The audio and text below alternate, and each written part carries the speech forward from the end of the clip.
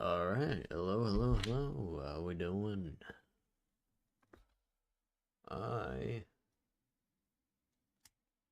The do thing, yes, you see. Our nice, friendly little viewer. He has this game, you see. Talked about it last stream on Subnautica. And so now, I do things, you see. We do things. Now, we go to, that, Unity, Games, Alpha Infinitor, and this. See, this, we're going to make it fantastic, windowed, and sure, and we're going to play it. Just see.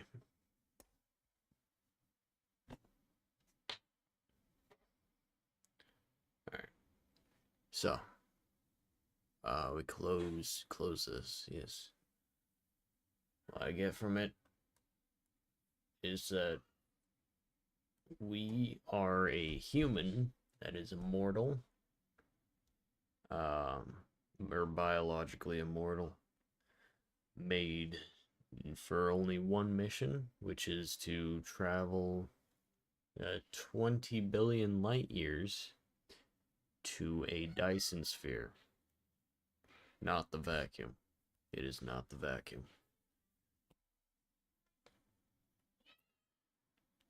So, knowing that, I will have to draw stuff. Drawing stuff is cool, because we do things, yes. Alright, start out here. This little guy here, look at this little guy. He's your little flashlight, which is a pretty cool feature, actually. I like that. Yeah, it's like a really cool thing right there. Having a separate robot that takes your hit point data and uses the look at function with time.delta time, so that's a smooth transition, to move its head and point a flashlight where your mouse pointer is hitting. That's pretty cool. And also, if we go over here, it's a good use of normals too. See how there's shadows here where there's a light and all that. See, now there's light on this side, but it's a completely flat surface, which is pretty cool. Got this here. We got this dude. Okay, we have a gun. Which,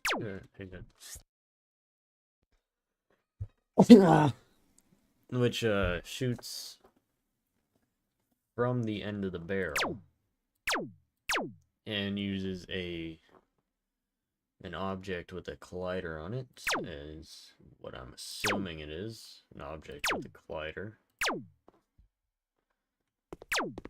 And when that object collides with something, it makes an explosion particle.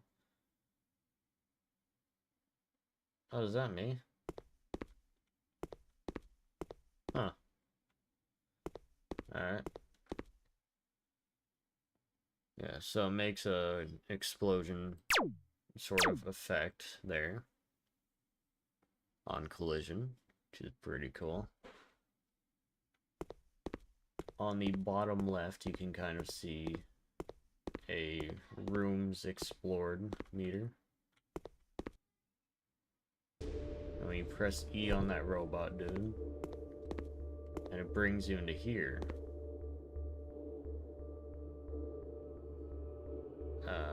Which is absolutely disgusting. But these walls also show pretty good usage of normals.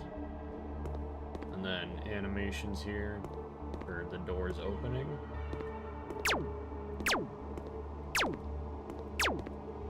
Could use a bit of UV unwrapping on the sides here. You can see how everything's all kind of compacted into there.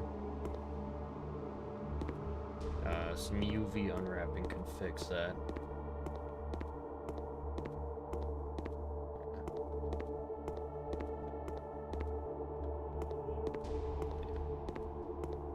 I believe these are randomly, or yes, because I've played it once before, and it spawned me in a completely different looking room than this.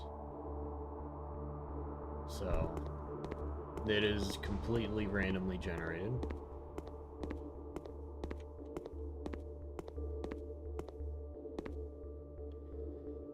What is that?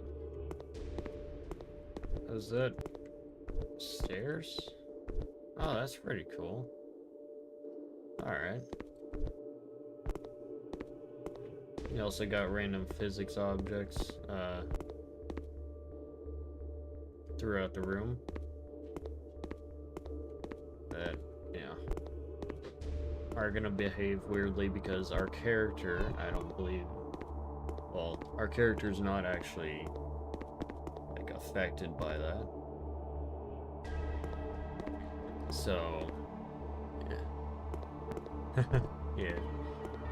Yeah, I'm just looking at the features of the game, pointing them out. I like the usage of normals. UV unwrapping is something that could be done here. It's just, this is a common thing that I used to have a problem with, where if you stretch something, it will, or if you like compact it, it will show on the textures.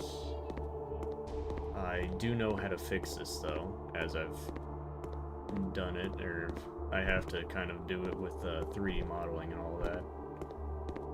Textures is a really big part of 3D modeling. The physics objects, looking at those too. Yeah. You gotta walk into something, and since the table's not actually gonna stop me, it kind of just does that.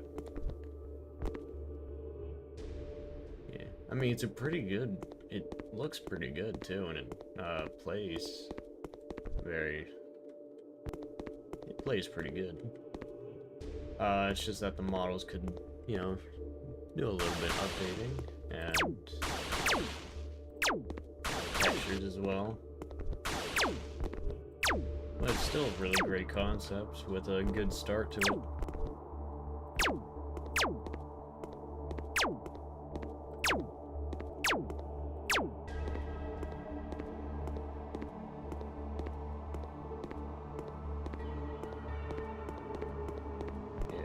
I could work off of this pretty well. Just some new textures, new 3D models. Also the fleshy looking walls. I mean, I know they're probably like retextures or something like that, but we could update that for a little bit more of a futuristic alien looking type thing, like metal, alloys and stuff.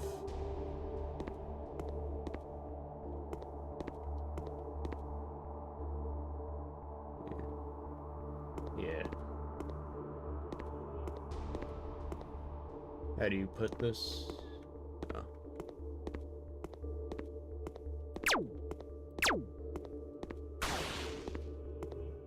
Yeah, I get that.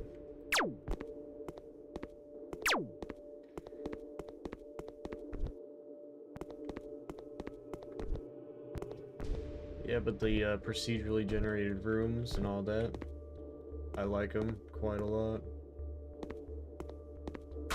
I like that concept. Plus the counter in the bottom left, that shows how many rooms you've explored.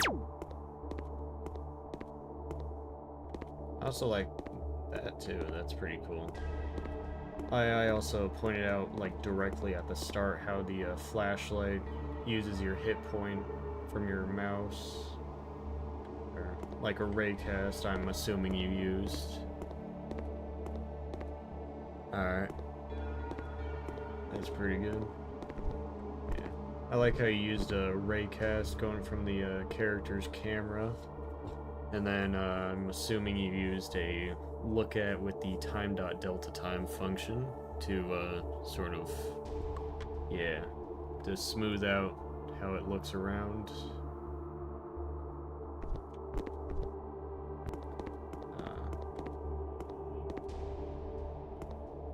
The animations are pretty good too. I mean, they're... well, I was never able to make an animation work, so... anything's better than what I can do.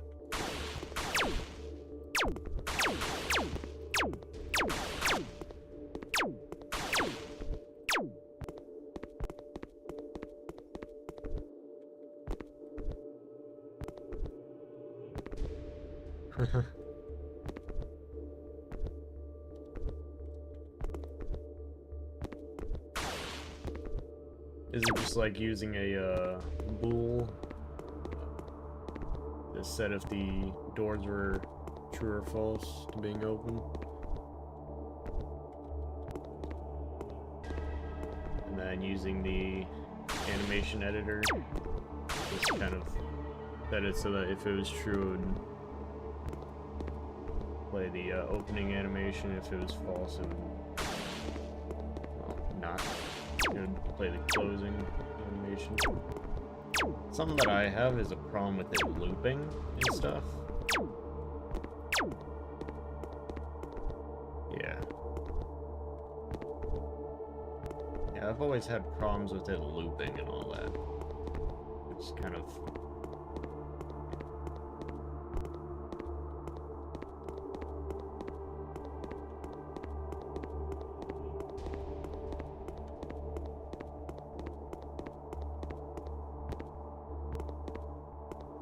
see if I can kind of corner this. Only be toggled 3 times. Ah.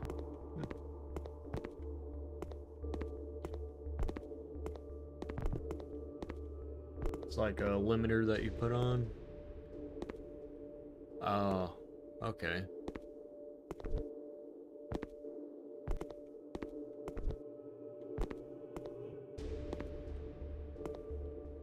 Oh, I see it. Oh, okay, so that's what those are.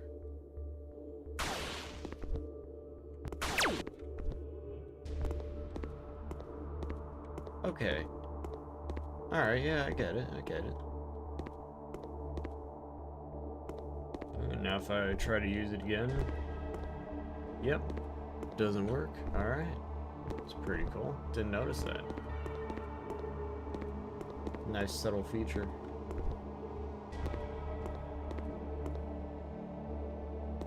And then I'm assuming these are all the randomly generated props in the rooms.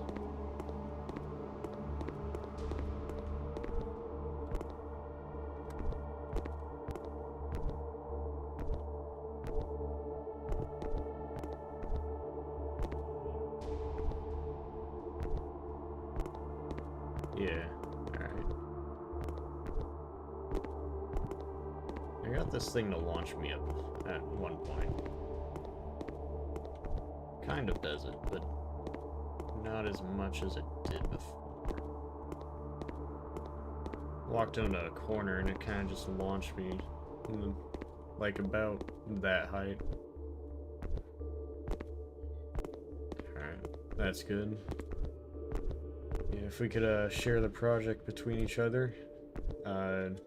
Unity finally put in a collaboration feature where you don't have to pay a subscription.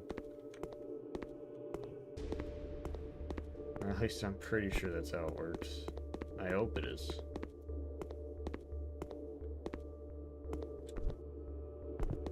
Oh man, that thing's flying.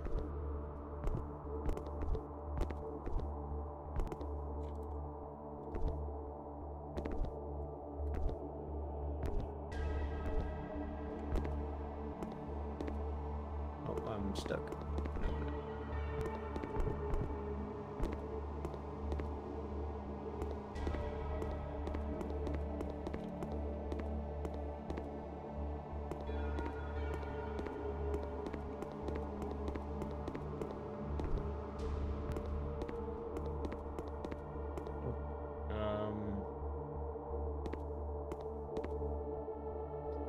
I'm not gonna risk that.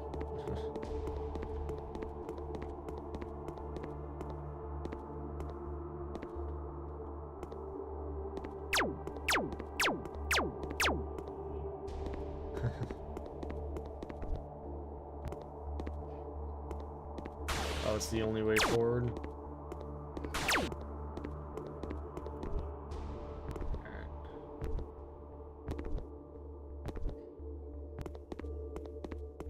Oh. Oh, it does have collision. Yeah, that's good.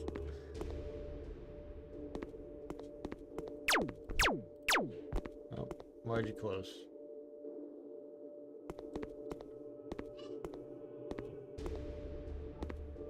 Wait.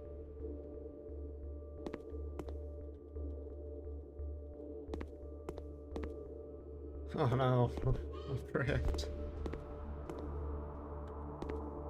Oh man. No, I'm trapped. Oh no. Oh, it's all gone.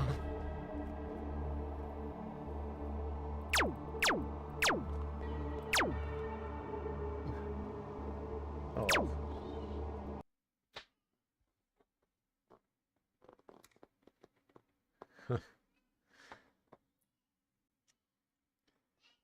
See, that's why I'm here.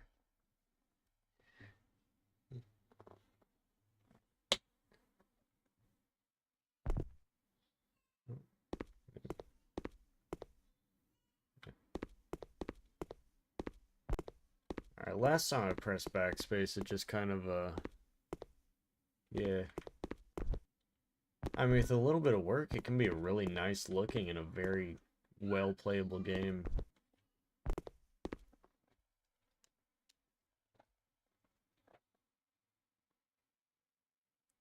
I mean, it's a pretty basic concept of just going in rooms and stuff. And also playing around with the tables. I don't get how anyone can fail at this.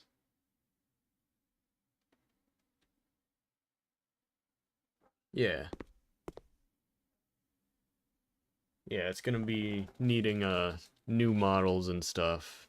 So, yeah, like a complete rework. And with new Unity versions, we could probably optimize the code a little bit more as well.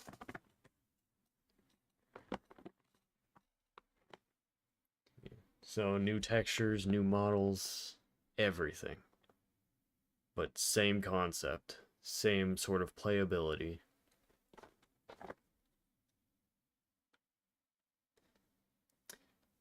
Also, last time I pressed backspace, it just kind of crashed the game, so this is a bit of an improvement from that.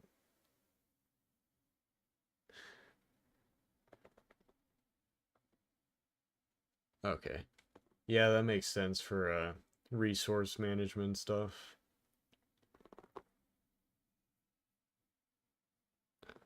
Alright.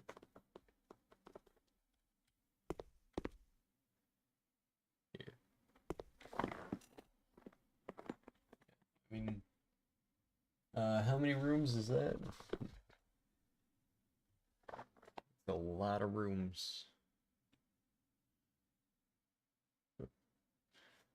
Can I find the start again? Probably not.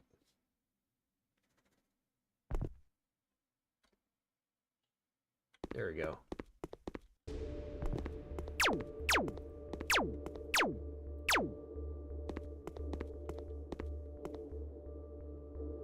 Yeah.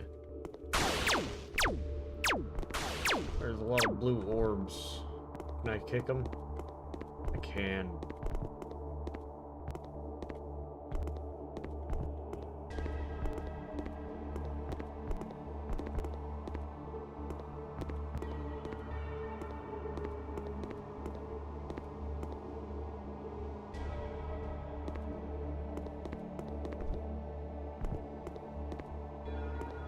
this sector.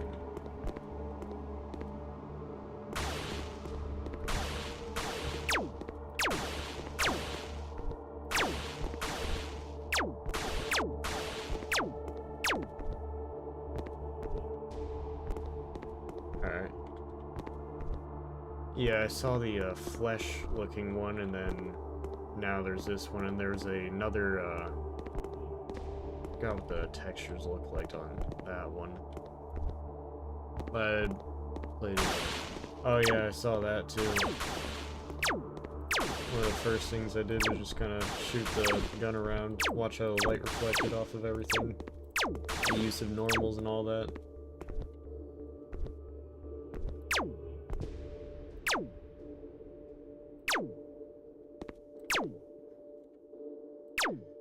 I do see that the bullet has a lifetime as well, which is a good thing, because if it sort of clips out of the map on accident, and it just keeps going. MK Glue. I don't think I've ever heard of MK Glue.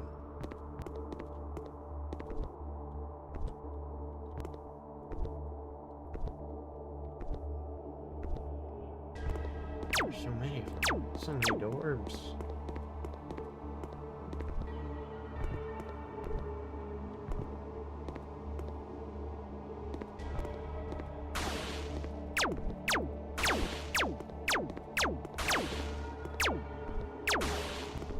I also like how the enemies behave as well.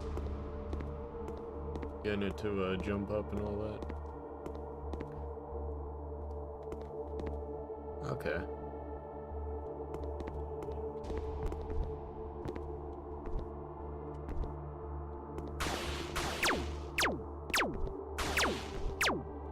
Okay, now I can actually see the how the floor is meant to be transparent. It's all separated into blocks and stuff.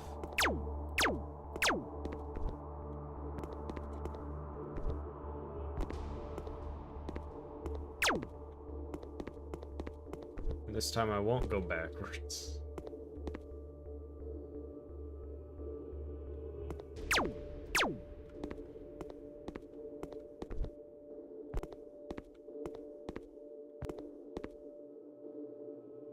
Oh, hi.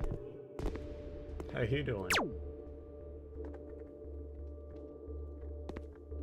Oh, this little guy's having fun.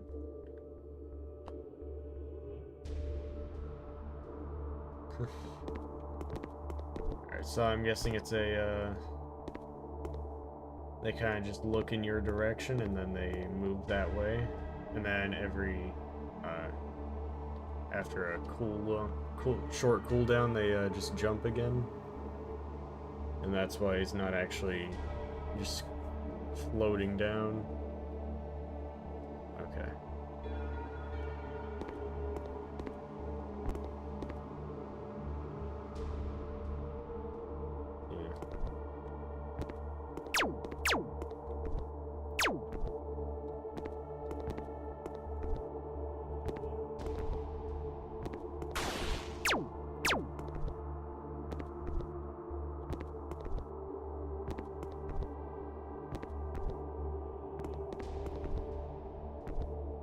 Have rooms that are able to connect as well. Yeah. Yeah, you have it set to like the perfect amount of time for it to just stay.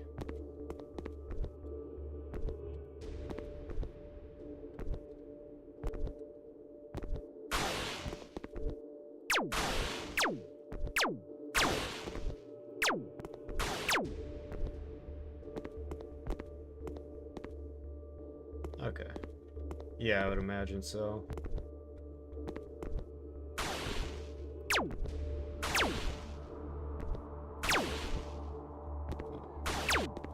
And the health meter in the bottom right.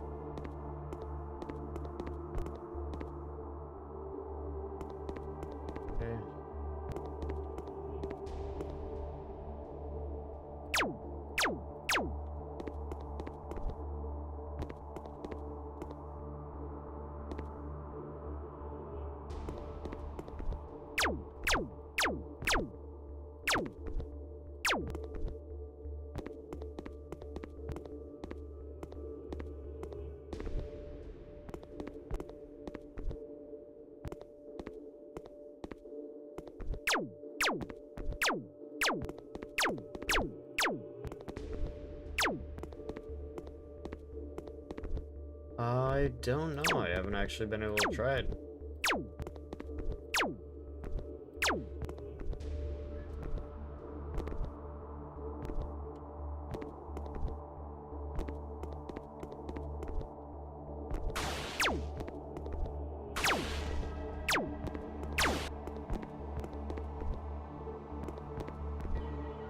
And so is the sort of projectile that the enemies have, is that tied to the...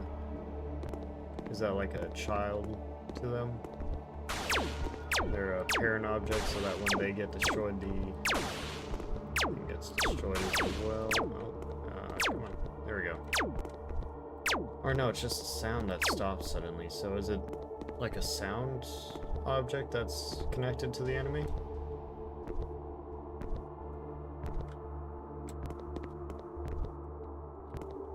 Since if you have it connected to the bullet, then if it hits the hits an object too soon, then it'll just kind of stop.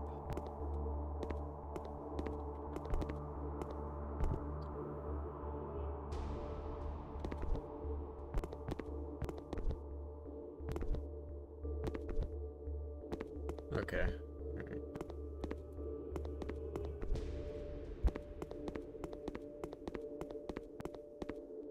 I'm gonna be right back.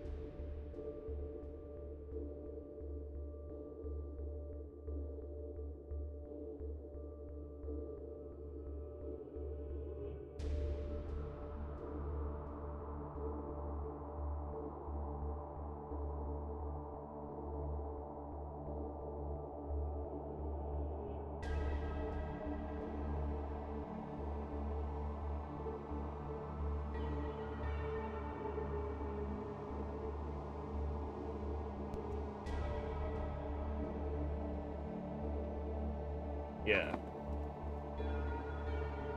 Yeah, I don't see how anyone would expect like AAA detail from a alpha game.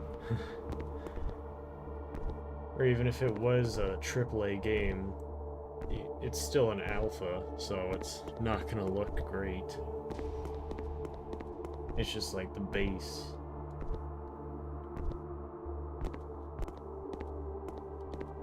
I don't see how anyone can expect, you know, that much detail or that much quality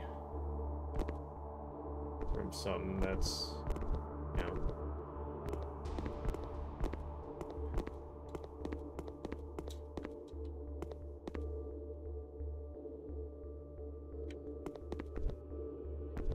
okay, back here.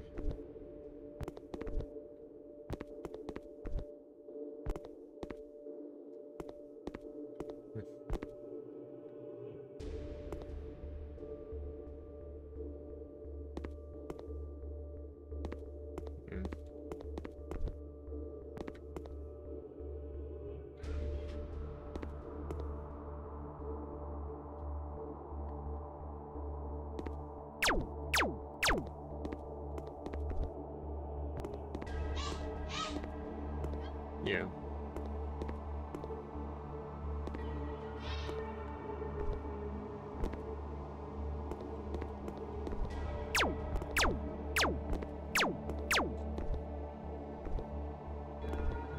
My crosshair has seemed to disappear.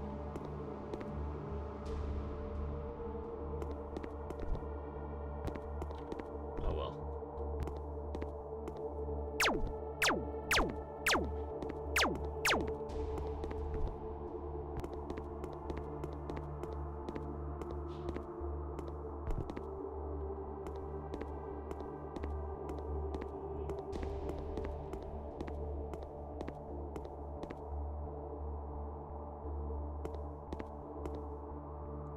Press that 3 times.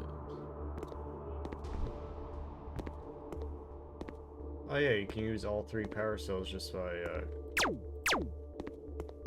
doing that.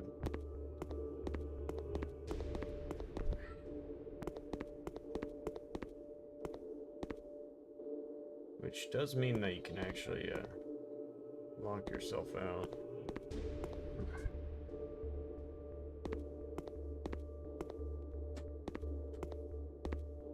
Yeah, if I were to do that and then close it.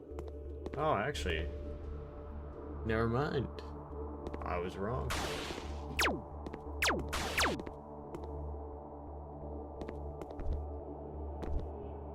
Okay.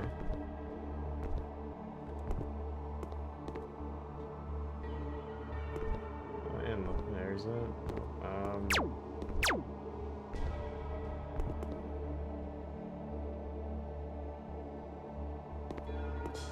Yeah.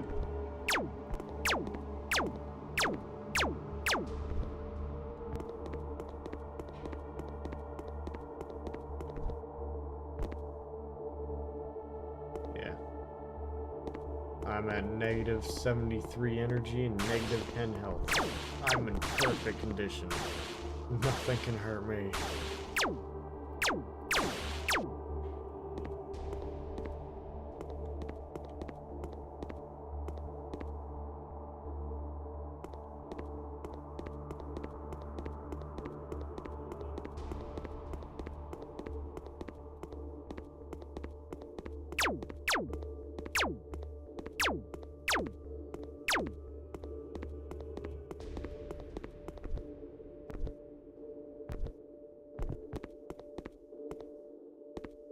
This one has a very low visibility.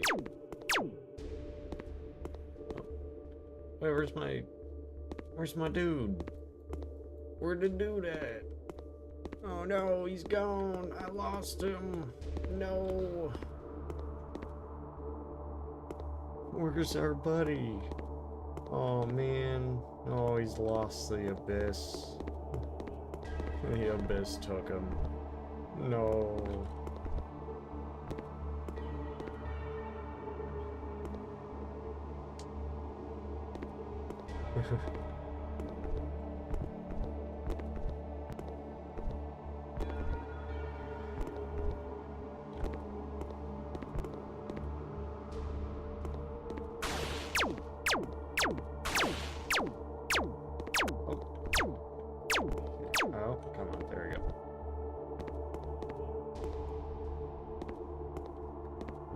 once in a while.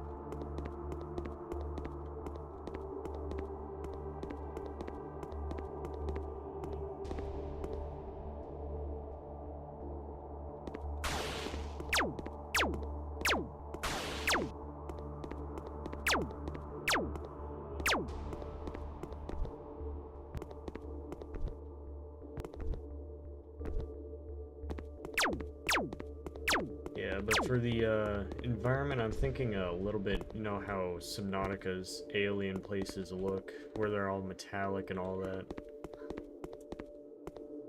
I was thinking since it would be, you know, a Dyson sphere, harvesting energy from a star, it'd all be made from a sort of metal alloy.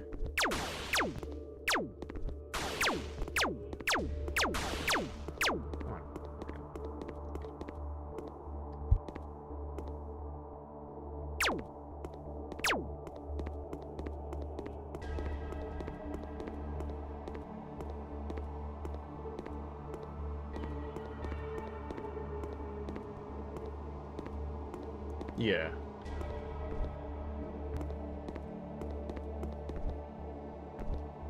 What's this place?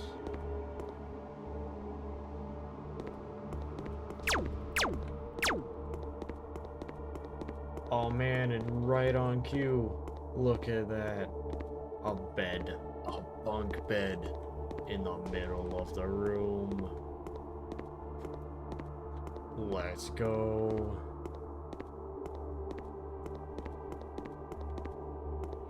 And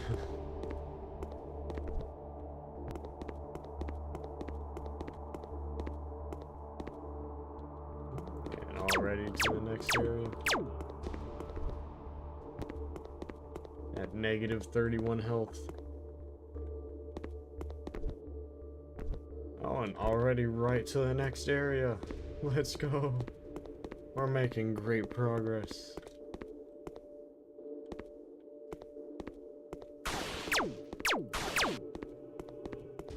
Another bed. This is a certified bed moment.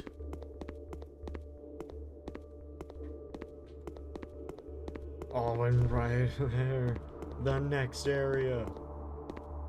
Let's go. Oh, hi. That's a lot of you.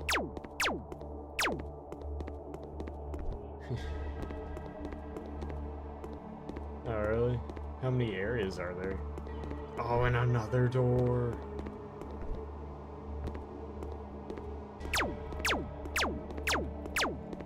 This just gotta be streamer luck, huh? I mean, come on.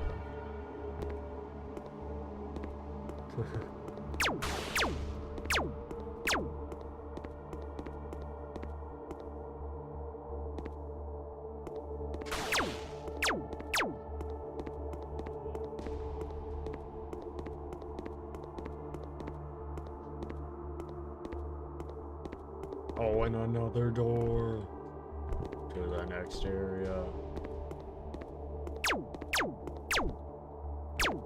And I'm just finding all the doors.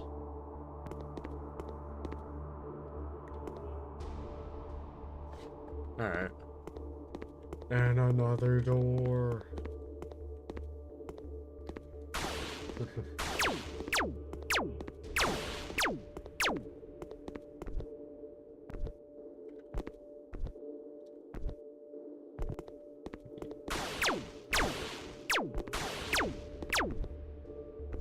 Alright.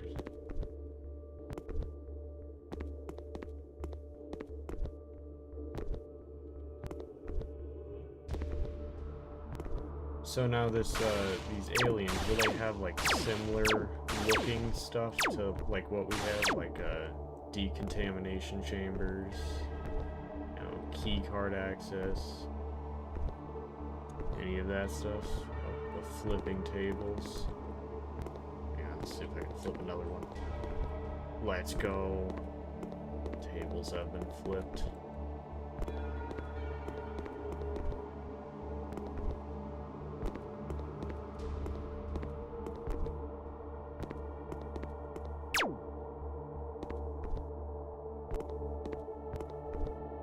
Alright.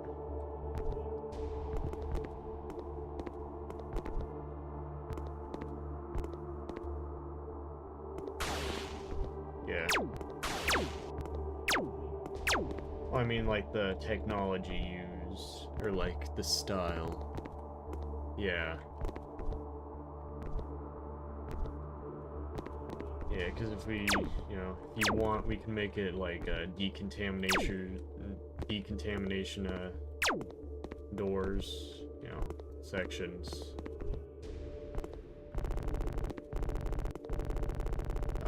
Got the elevator with the ambient sounds.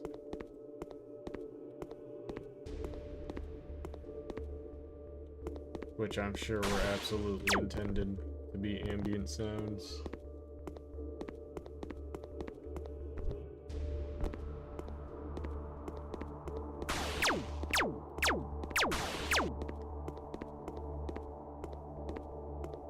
Alright.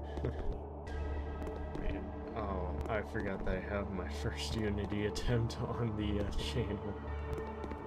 I recommend not looking at it, because it's stupid.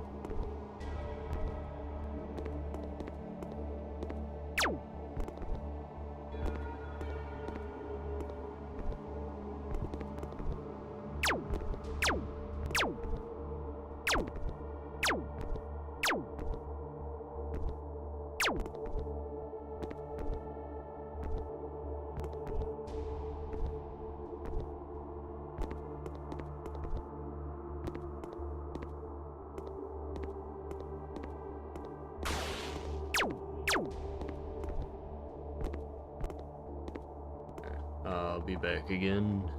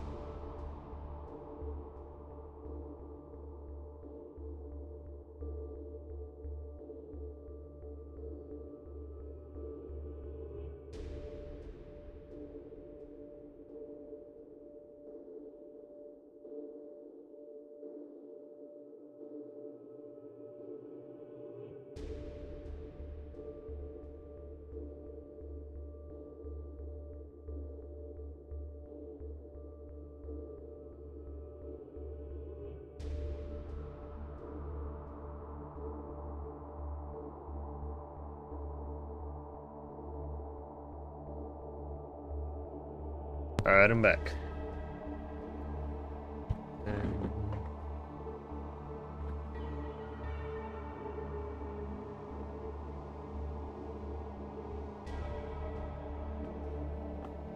yeah. Alright.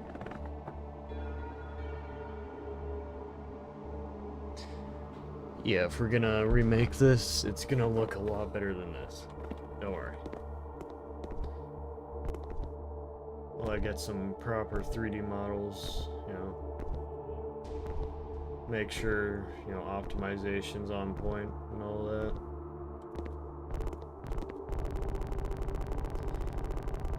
I think it was Ocarina of Time that had, like, sound effects like that, where something would rise and all that.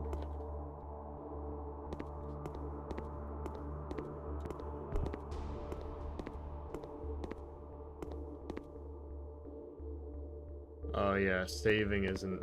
yeah, saving's something I haven't done.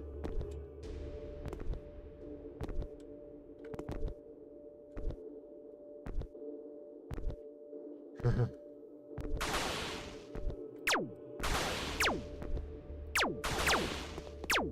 I can actually hit something.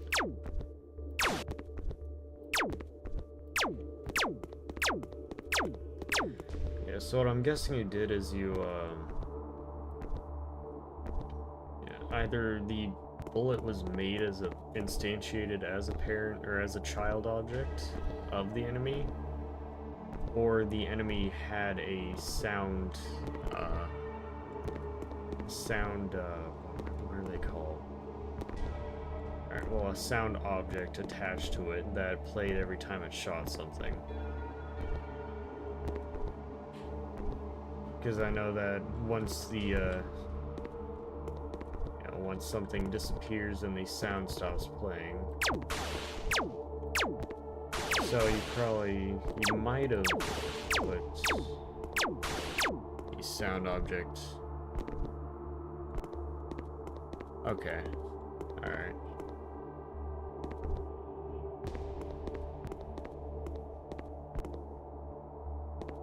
Okay. I mean, I know this thing is...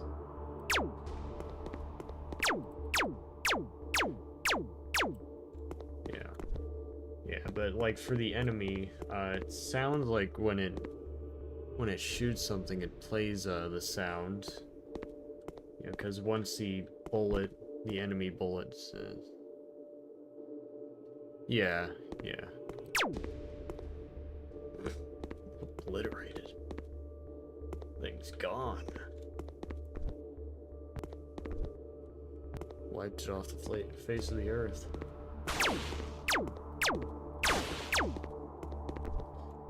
Yeah, but actual physical bullet's pretty nice. Actually, it's something people praise a lot for some games. Having, you know, the actual bullet physics. The bullet actually going out from the gun. And where the barrel's facing instead of going out from the camera.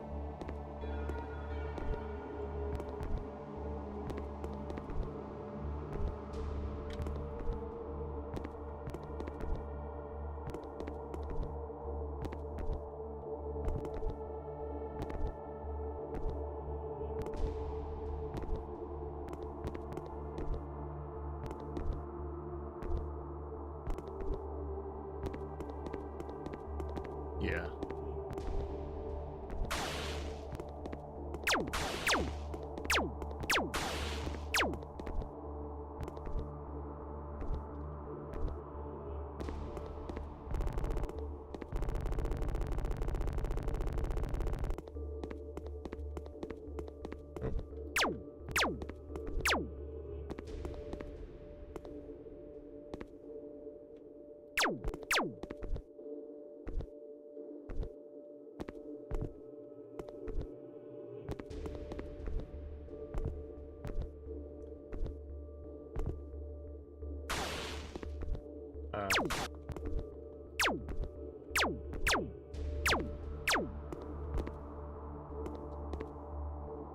Yeah.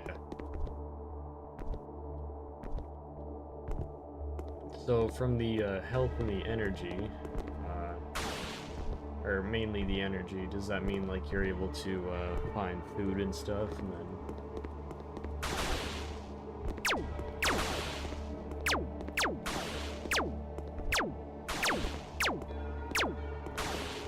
that would replenish your energy and all that? Okay.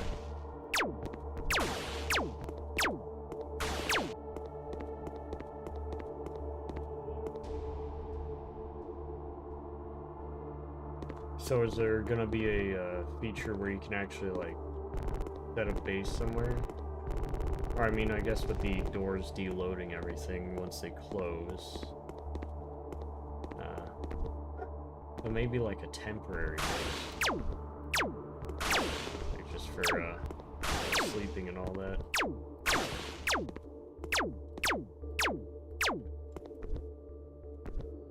Okay.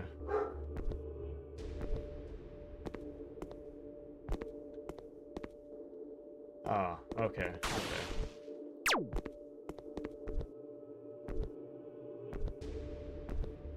Because, I mean, if you want any building mechanics, I actually, can show you. I mean, I think we're clearing all, 29... whatever, however large that number is. Okay, yeah. Yeah, I think we're clearing all the rooms, so I can close the game and show you, I mean, mine is nowhere near what you have. It's, not great. But it does have the basics of, building and stuff. Not responding? Yeah, it's supposed to close. Come on, close it. I don't want you to report the problem to Microsoft. Alright, there we go. Zoo Tycoon.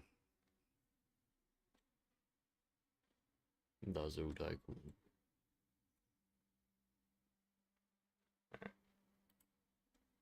Okay, so. Yeah. Alright, so this is what I've got so far in here. Nowhere near what you have, but. Yeah. I've got an FPS counter that I put up there. Frame limit. Although higher frame limits make your mouse you look slower.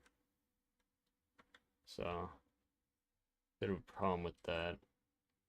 And then I've got categories and then ways you can kind of choose that rotation. And this morning I actually implemented the thing where if you put next to a corner, it would do that. Yeah, that thing. Or if you had one here, and then you rotated that, and then you placed that, it wouldn't do that, but it would connect them like that.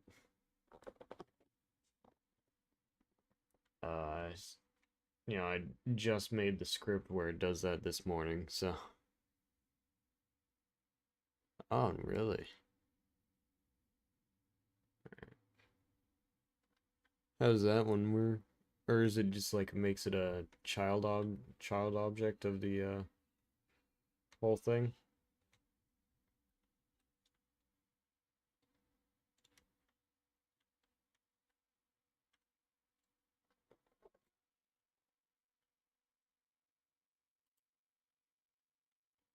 Yeah, I don't understand why it does that. There we go. Okay, yeah. It's pretty cool.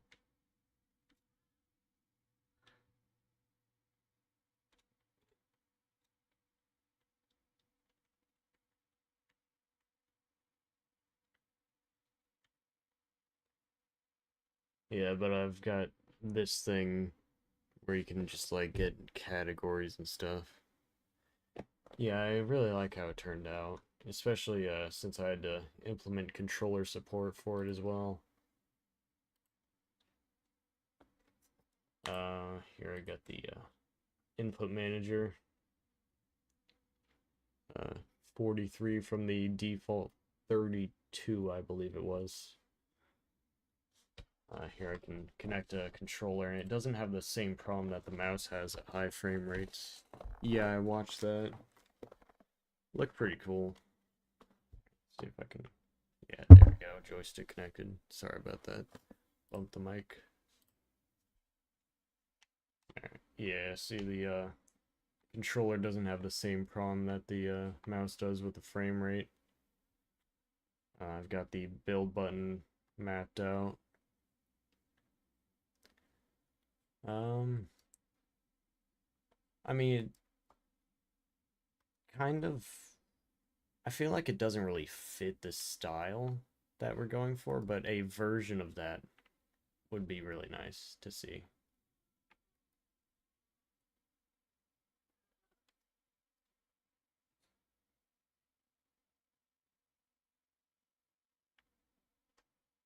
Yeah.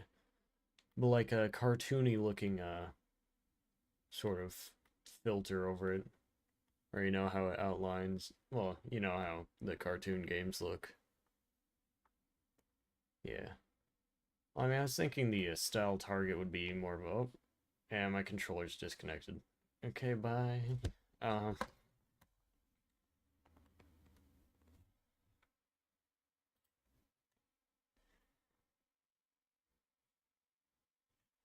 yeah. I was thinking a more of a futuristic looking thing would be pretty cool. And then with a Borderlands like toon shader, you know.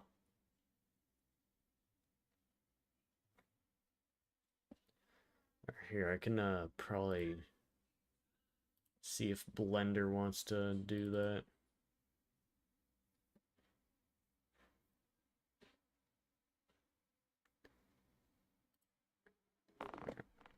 Obviously, you know, we'll press A to select everything, delete, Shift A, and then cube again. Because we all hate the default cube. The default cube does not exist. Add a new material. Delete this one. Shift A. What was it? It was the... Yeah. Where's the... Add input.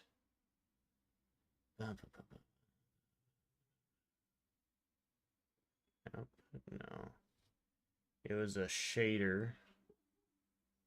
The, I know I had a shader for it. Yeah. I don't know how that works either.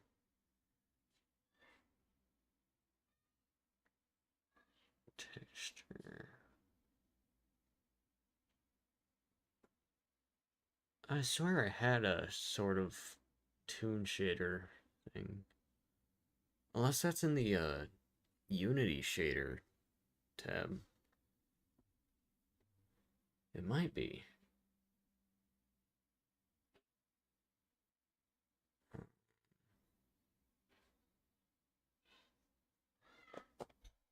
I don't know.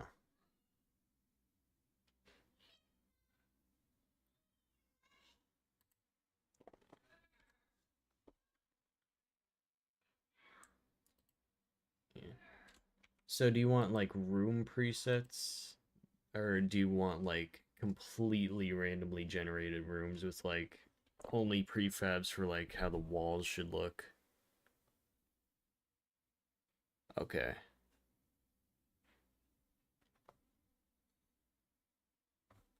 Okay. All right.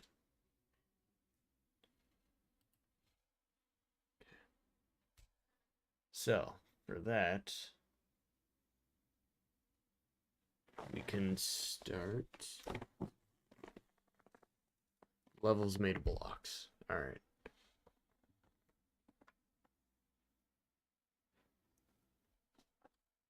Okay. So for that,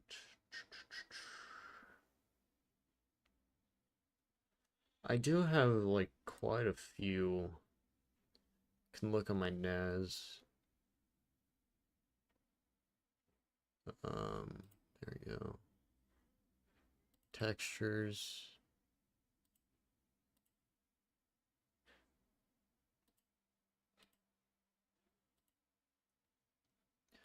Alright,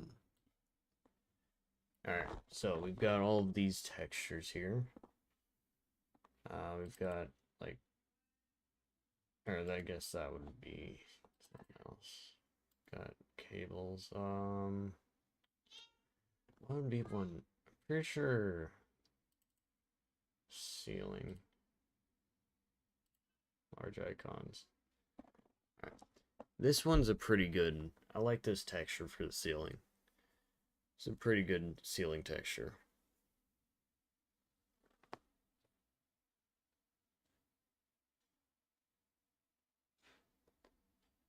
Okay. Alright, so the floor 10 by 2 by 10.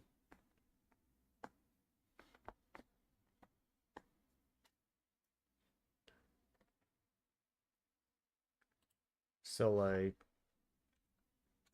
what you're saying is so that's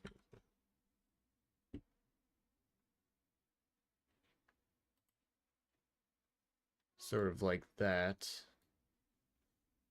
And then we go 2 up. And that's how big the room space would be.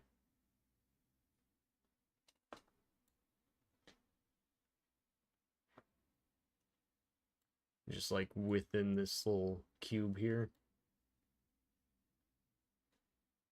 Oh, that would be a single block. Okay. Alright.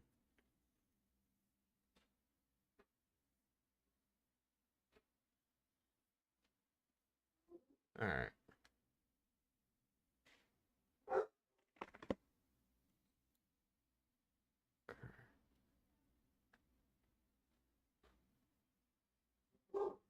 Alright. Okay, yeah.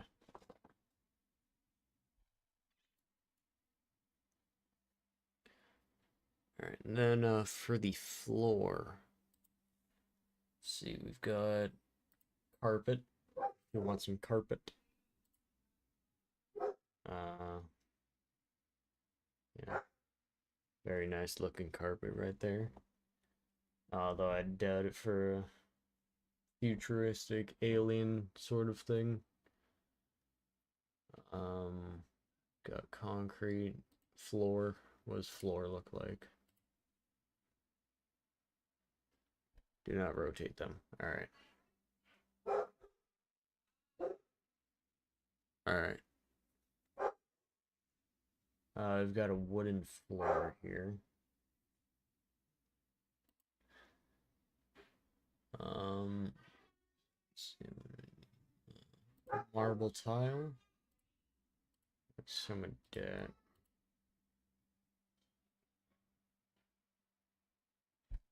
Okay.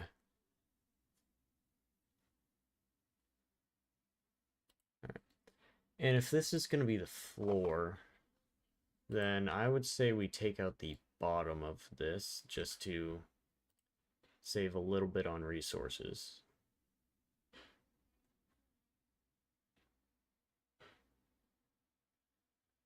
And then, okay.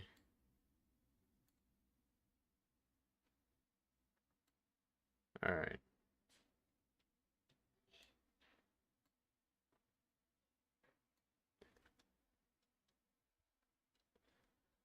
And then we got, so you've got the tiles there. We've got marble.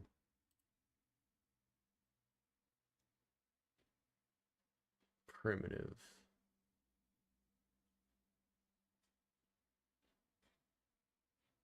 Yeah, what would a primitive be? I've also got this, although this texture really isn't that visible. It's like really more gray than actually textured. Got rock, little fabric.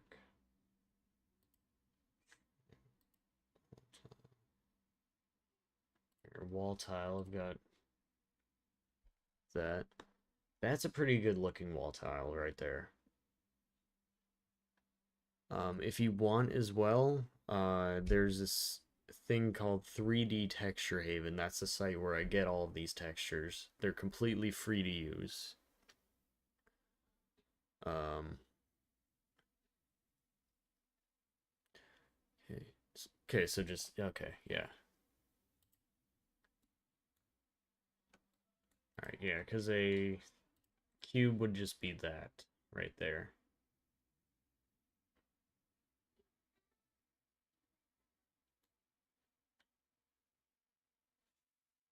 Yeah. Yeah, all of these textures I have are from the 3D Texture Haven. Alright, so get out of edit mode. Okay, cube, and then 10 by 10 by 10. Alright. Or 10 by 2 by 10. Okay, so delete.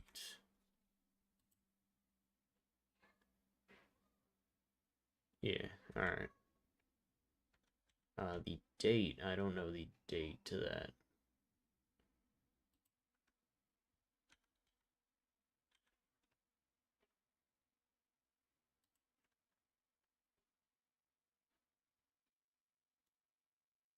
Yeah.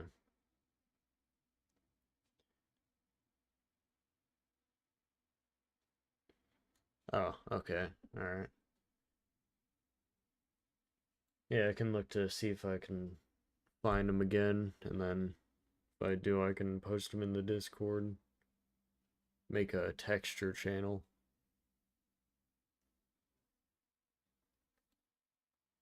Um, Alright, so this would be... Okay. How would I, where would I mean, I guess I could do it here.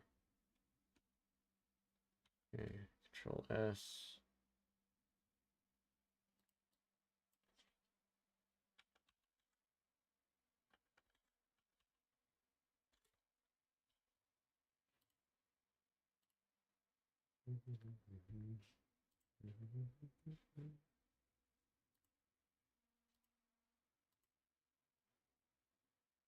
Okay.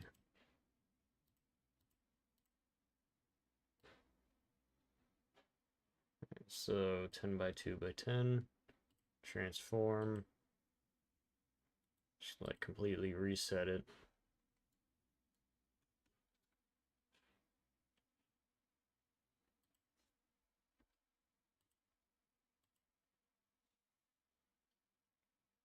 Okay, so that is not 10 by 2 by 10.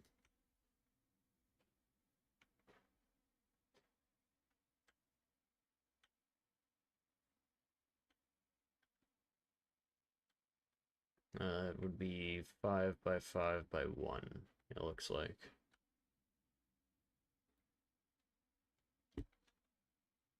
Alright, so just scale it up by a factor of 2 and then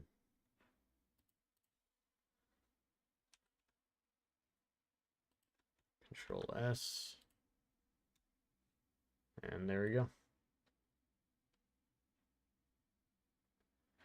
6 to 20 tiles. Alright.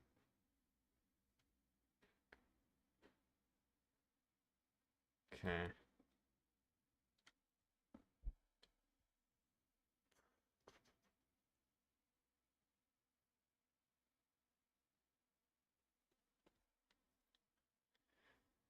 Alright. And are you sure you don't want it to be just like the kind of default-ish? Where it's not this large? Because, I mean, the clipping distance is just over there. So I can see like 20 of these.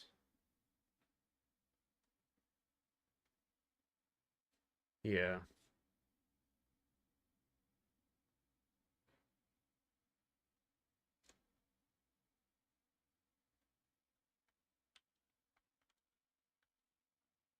Alright.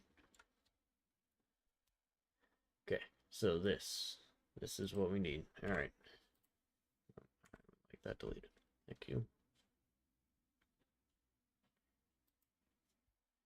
Delete that because that's not going into my game. It's going into yours. Yeah, alright. Okay. Alright, don't want that. And also there we go. Okay, so this is what we got. This is what I'm working with. Alright. Good to know.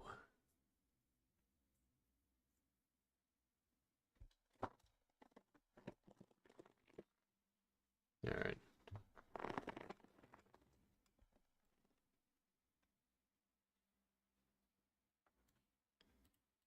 I guess, actually, this thing does have a, does have a thing. Where is it, though? I haven't used that in so long, I don't know where it is. Units? No.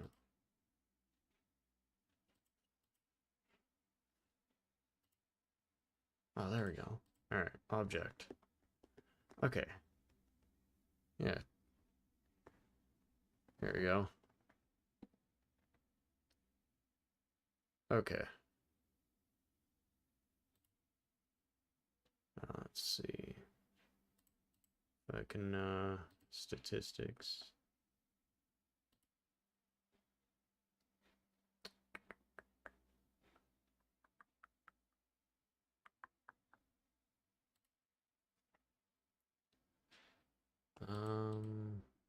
Forgot how to get the ruler. Oh well. I guess it just says it right there, so. Okay, so we've got this. And we can use the, go over here. Then we access that. Textures.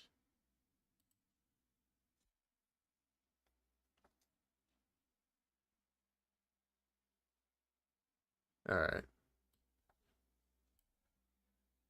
Okay, so what should we use? We got...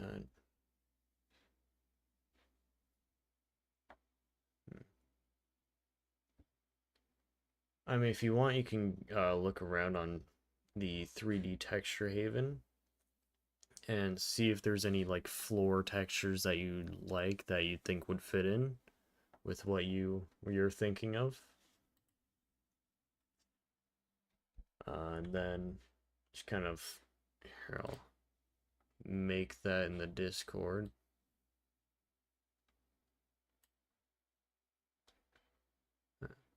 Okay, all right. And then for the walls, it's just has to be that length. Yeah. All right. Thank you. All right.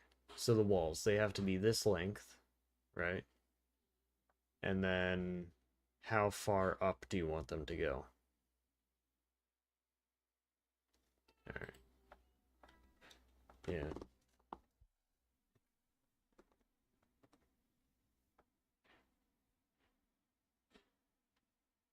This would be 2. Usually I'd make them about, I think it was like 4 or so. No, it's not 4. I can make them by 6. You can see though. Do another Blender tab. And then the fence. Alright, so it's about 5. Okay, 1 block high.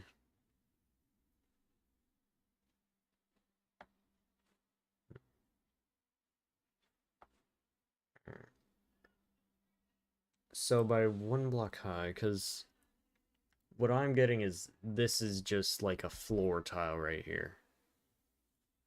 So by one block high, do you mean like...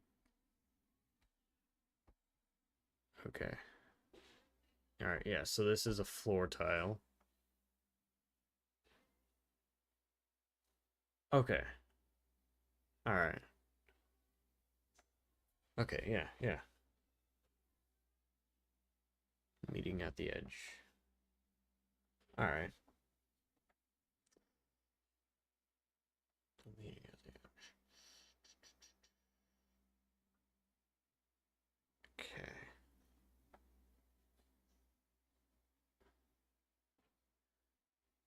Okay.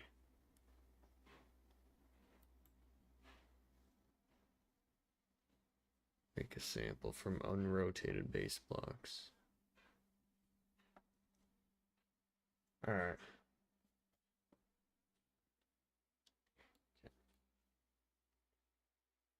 Everything should be lying flat.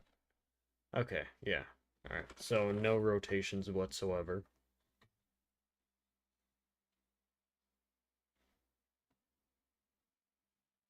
Rotated.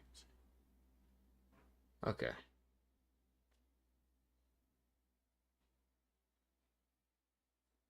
Okay, yeah, yeah. Alright, yeah, I can do that. Alright. So let's go UV editing.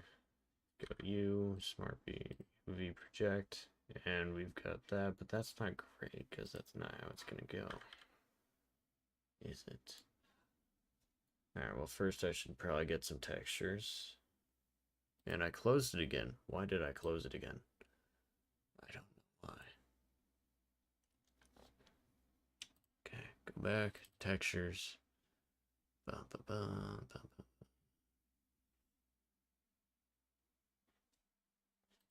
Yeah, yeah, it's always nice to have someone working with you to make something. Shading. New. And then this texture isn't going to be exported. It doesn't like Unity Blender textures. We're just gonna start with a base concrete for the floor right now. Get a normal, and a roughness. In Unity, I'm gonna add the height map as well, because that'll give you a bit more customizability with how it looks. It's just that height and normal doesn't work well together in Blender.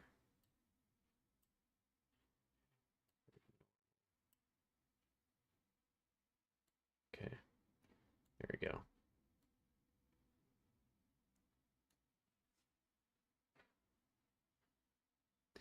Yeah, alright. It sounds like a deal. There's that texture stretching, which isn't something that we want. So, we're going to use Smart UV Project. Okay. I don't know why it's doing that. It doesn't do that usually.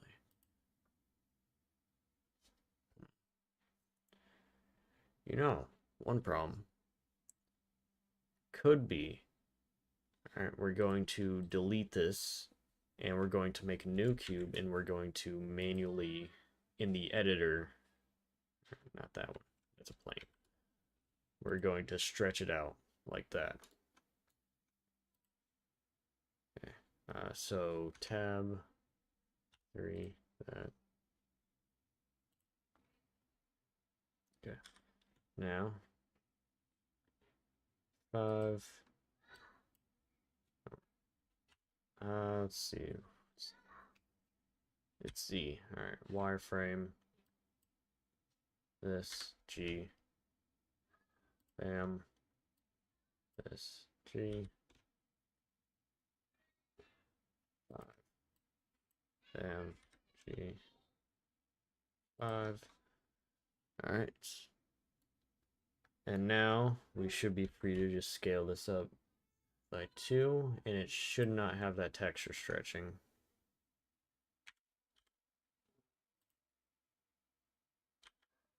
Shouldn't have the texture stretching. There we go. That's what we want right there. That right there is beautiful. There we go. Look at that. No texture stretching whatsoever. And in the UV editor, we can just bring this and we can scale it up by 2 just to bring that texture back to normal. And there we go.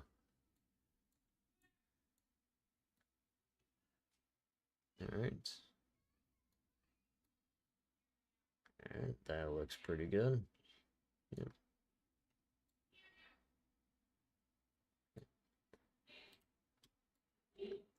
And now there is something else we could do.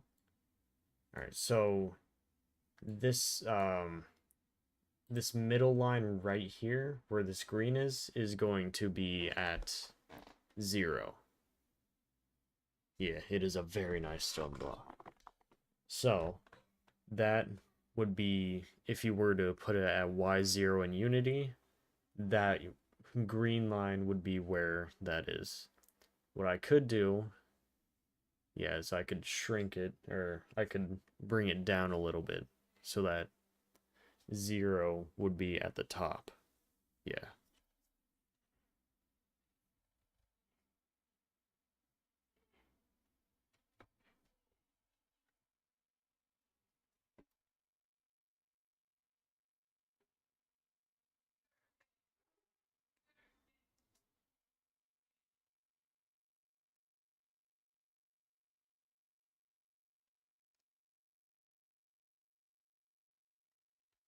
Yes. 0 would be right here, this green line going straight through the block. Okay. Alright. Okay. Here I can open up, create new channel, text, name it prefabs. There we go. Yeah.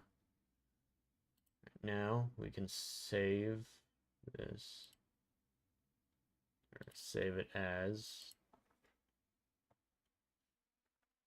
Okay. Let's see. I just want to save it into Blender. So this one, Blender. Yeah. Should be good.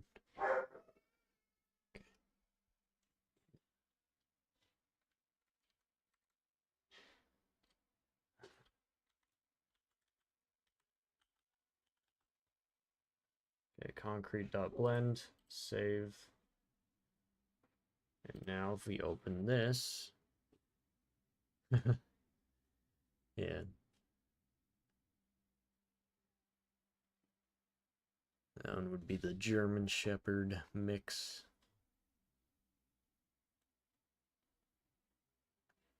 Okay, this PC, Blender program, Blender, and there's concrete, there's concrete. Copy, enter, and then the textures, we can go to create a new channel. Textures.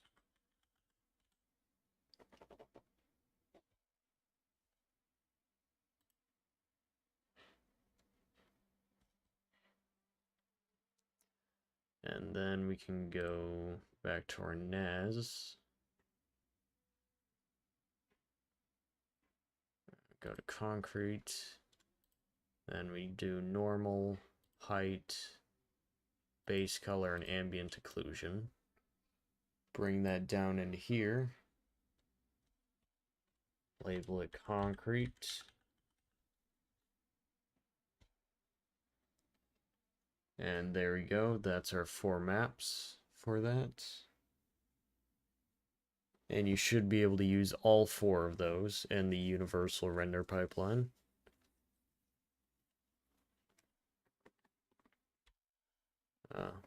Which I do recommend using the universal render pipeline. HDRP will have ray tracing and DLSS and stuff like that, but that is a really big performance hit.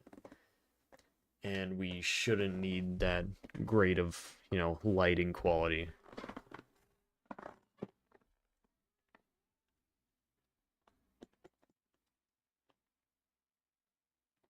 Yeah. So URP should be great. Plus, it gives us a lot of expandability with shader maps, which would be good for effects and stuff. Especially the toon shader, if you want that. That would be... the shader maps, that would be a tab up here. Let's see, it would be Windows maybe, panels.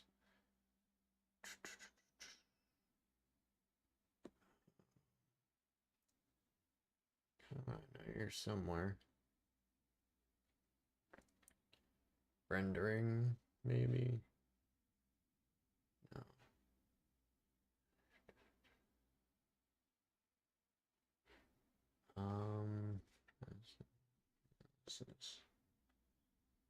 What is that? No.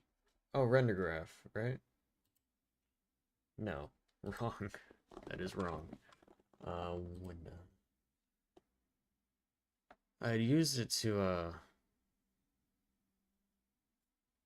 oh yeah, 2023, that should just be, there we go. Installs, and then right here. Wait.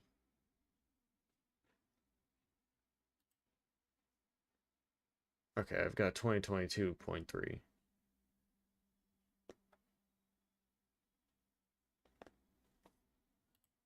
Edit project settings.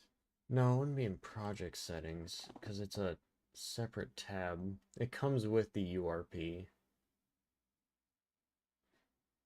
I just need to find it again.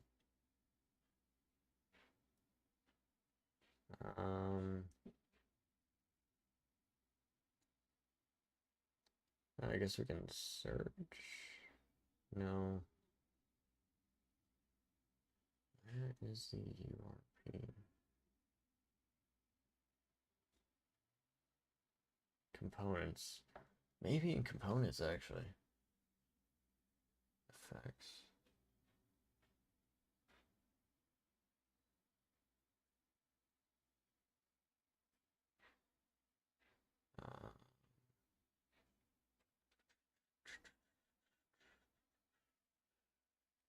Yeah.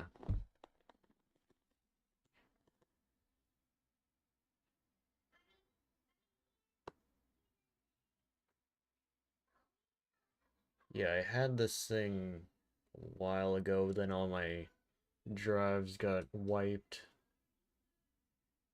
from the SSD takeover of my computer. Switching everything from hard drives to SSDs and M.2s.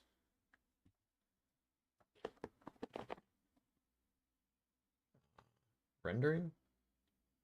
No.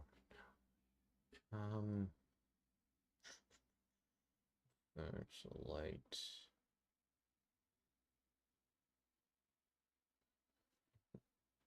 I know it's here somewhere. I know it is. Because I've used it. I'm not insane, I swear. Yeah.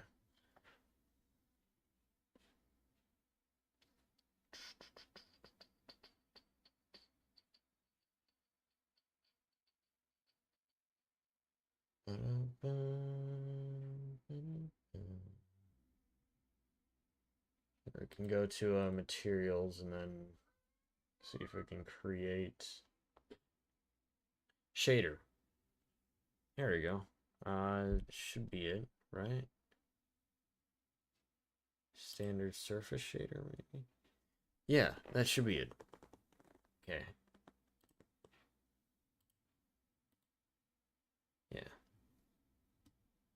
And just to be sure, I would look up some videos on the global renderer setting. Okay, yeah, there's this.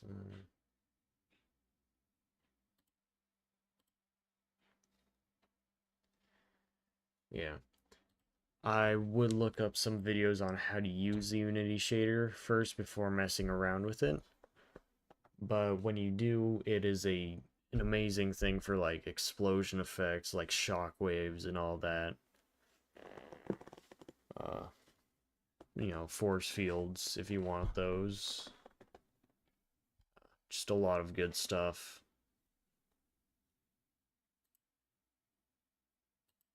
What is this? What's this doing? Compiling shaders. Oh. Edit project settings and graphics. Alright.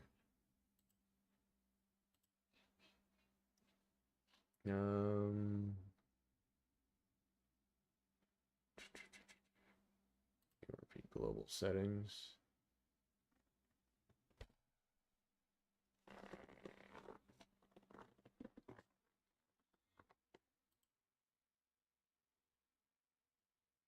I've just got all of these quality. I think I'm on high fidelity, am I? Maybe. Oh, it looks like just a gradient from the menu. Okay, edit.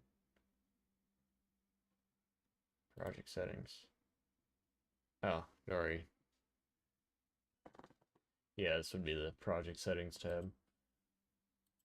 Then, default render pipeline.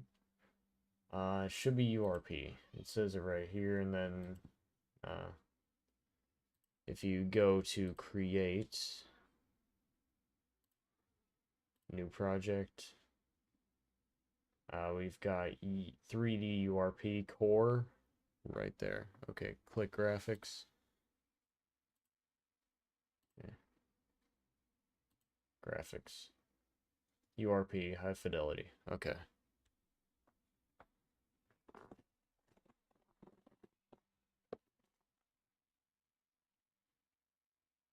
Yeah. Yeah, universal render pipeline's the you know, just basic, well, universal render pipeline that most people use for Unity. And then HDRP would be for like high quality, high graphics, ray traced, path tracing, DLSS 3, all that crazy stuff. I'm gonna turn on a fan really quick because my computer's turning into a heater.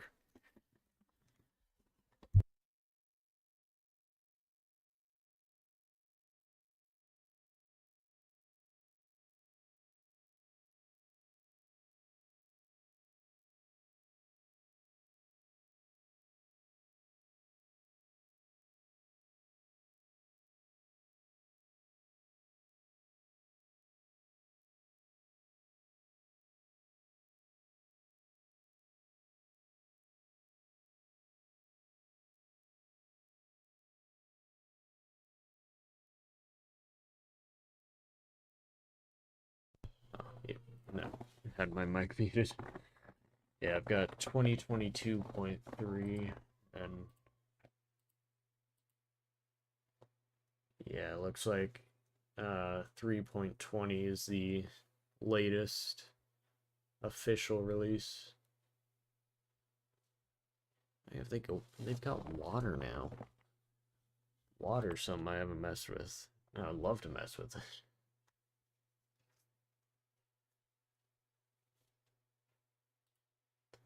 Memory settings.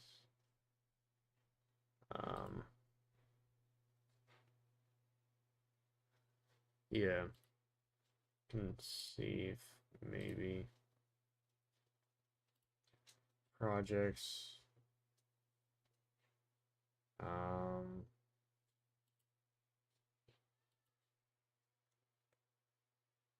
Okay, this thing, Unity version control. Collaborate remotely on the same project with up to 3 people on the free tier. Yeah. Yeah, what are something I would love to mess with, but... Oh yeah, also the concrete block. We can just use that same prefab, and then I can just put the textures into the Discord, and you're just able to duplicate it because it's going to keep those normals. So, it's all just going to be the same thing. I mean, if it's going to be the same 10 by 2 by 10, then it's all going to have the same normals, and therefore all of the textures are going to work together.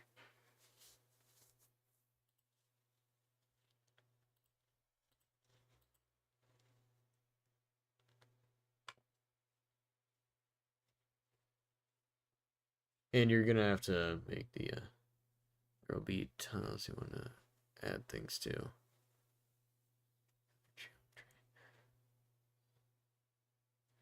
Yeah.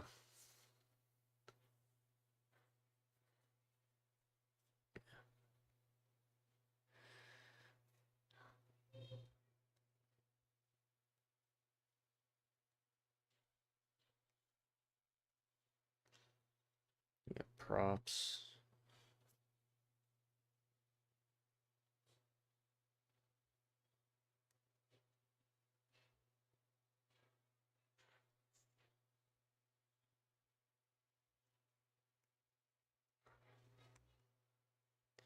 Yeah.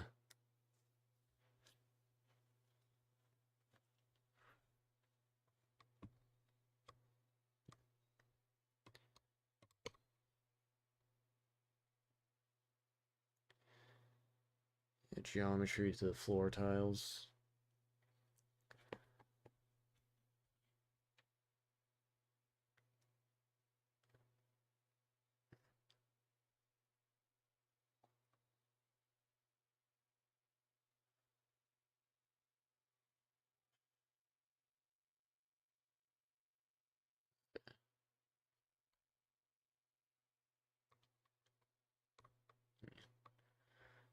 What kinds of tiles were you thinking of?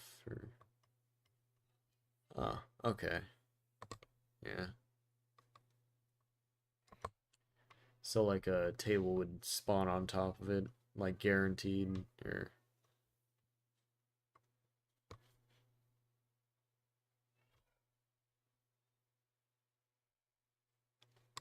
Oh yeah, we could add, like... Yeah, a couple of those. Yeah.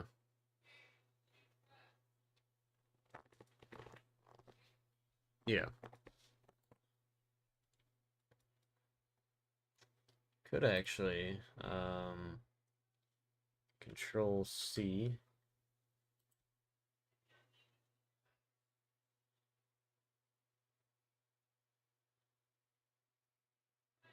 Yeah.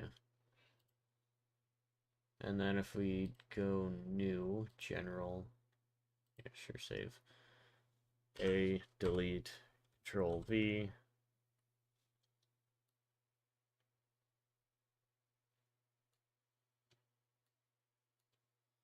Yeah.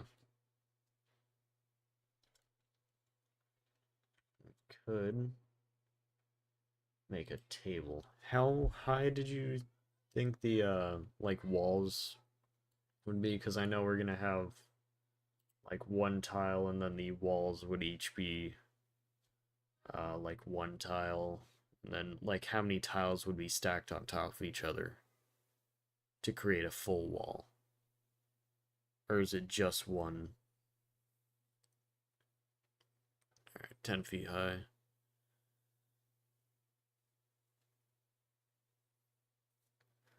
Alright.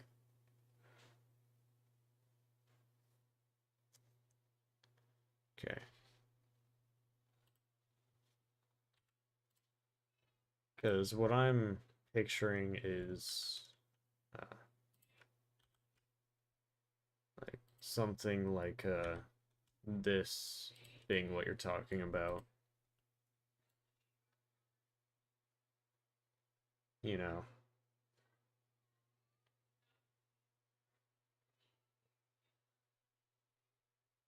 Yeah. Okay. So, but something also like how would oh load a level. Okay, yeah.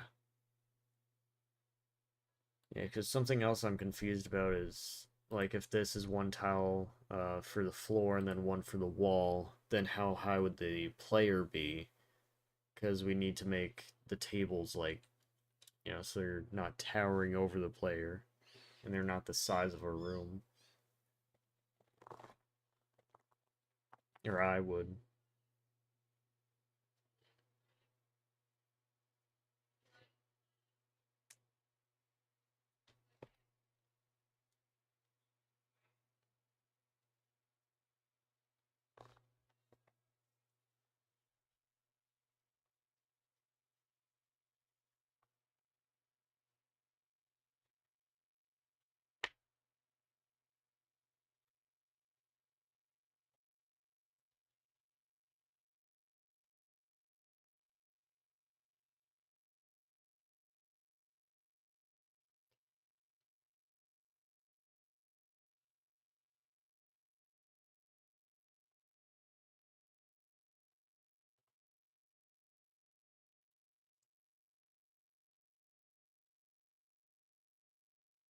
Yeah.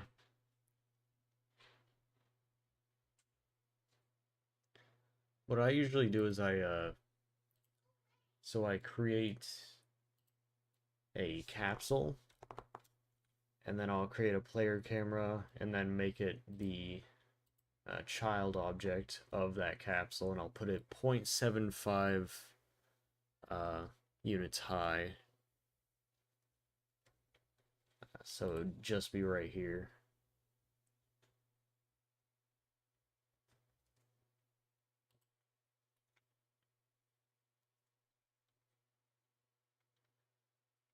And then everything I make is by one sort of square, and then it would be like 5 squares high.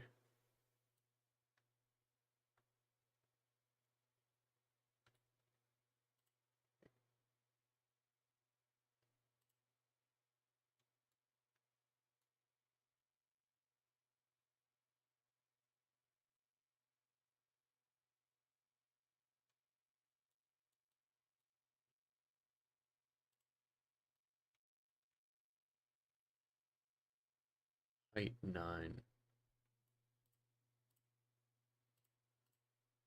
It's mine 2.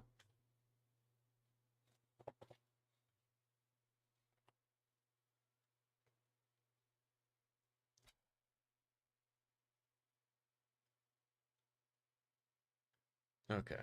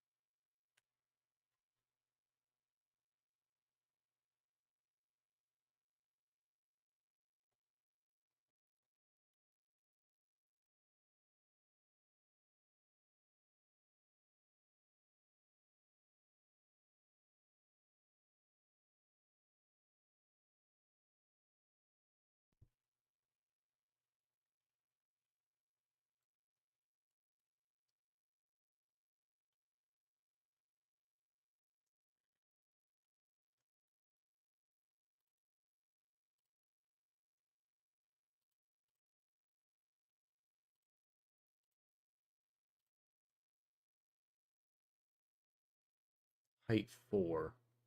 Alright.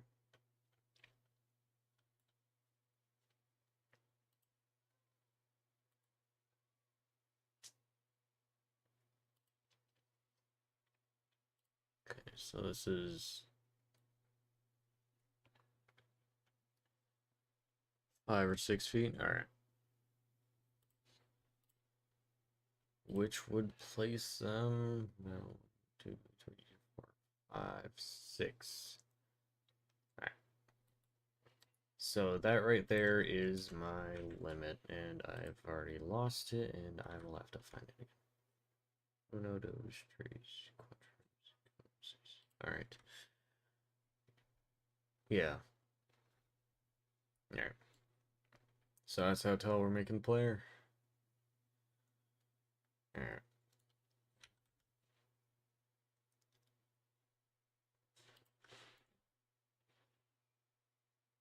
Okay, so tables and stuff will have to be made. Oh, come on. Okay, there we go. Tables would be made about like right there. I'd say no. All right. Height 6.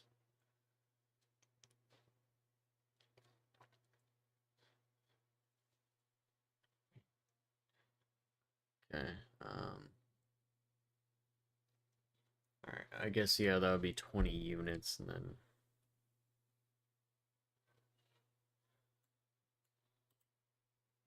it's meant to be a 10 by 10 square, so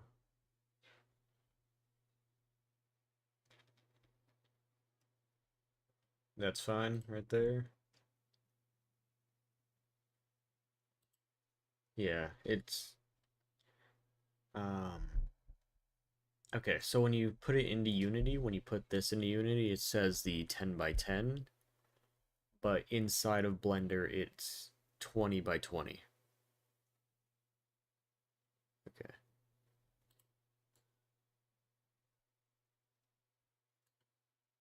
So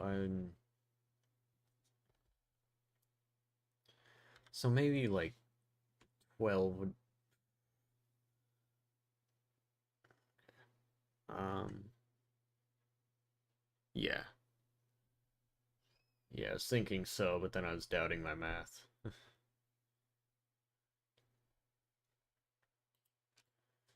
Alright, yeah, so that looks a bit better, yeah. Okay, then I'm actually gonna solidify this a little bit so I can actually see it. Yeah.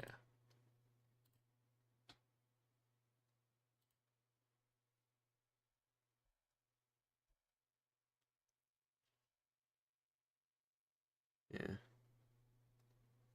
Okay. I mean, it's gonna all import as 10 by 10. But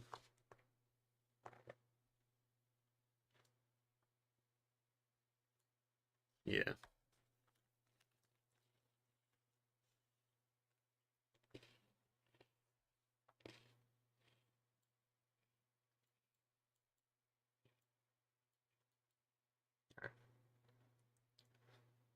So I'd say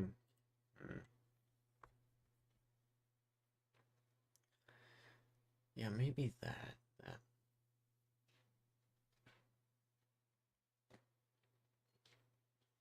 You know, it looks decent, I'd say.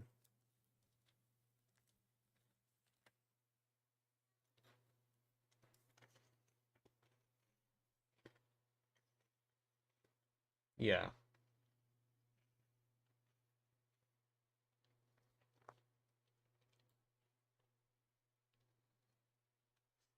Yeah. I mean, I'd say it's a good size for now. Yeah. If it really does seem like really too large when we're actually play testing the game, then I would say we bring it down a little. But if we play the game and it looks, if it feels okay, then I'd say we keep it how it is. And then if we say have other people testing it, then if they say that if the majority says that the room's too big, uh, or the room's too small, we'd obviously adjust for that.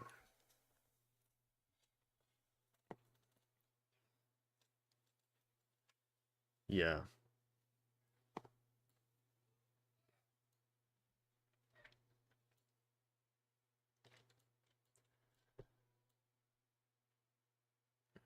See how.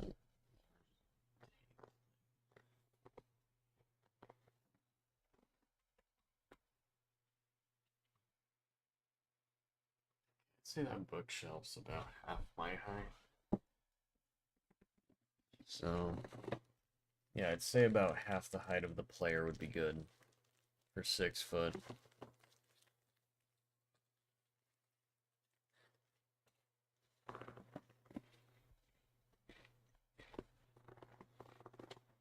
Yeah.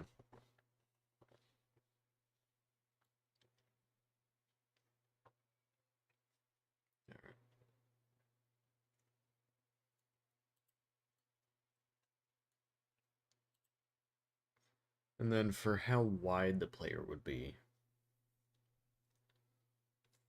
Because, I mean, I'd say like half the height of the player would be about how wide the player collision would be. So I could probably. I mean, maybe not half it, but.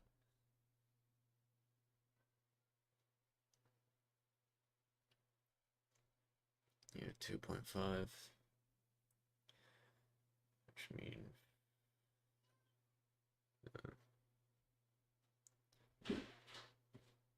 Yeah, okay.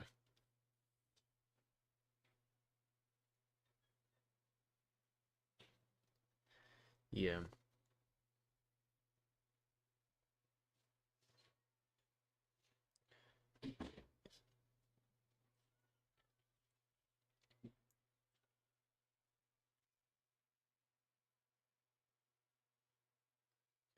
So 2.5, so 5. Alright. Which would be about. Yeah. Yeah, it's just that the collision and all that, knowing how wide the player is going to be is going to help to make models and all that. Just to kind of go around it, because like if a table looks unnatural, it breaks immersion.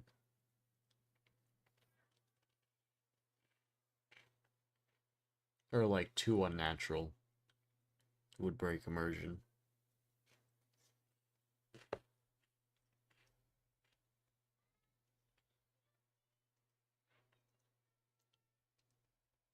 Yeah, having a player model would be pretty cool.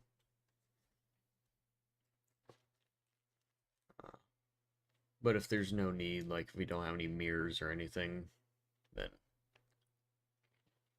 wasting resources on that.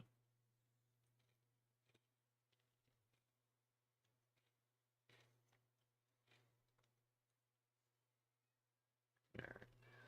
Yeah, so that would be about 6 in Blender.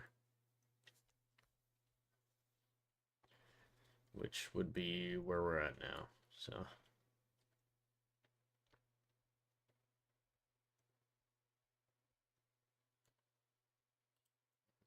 um could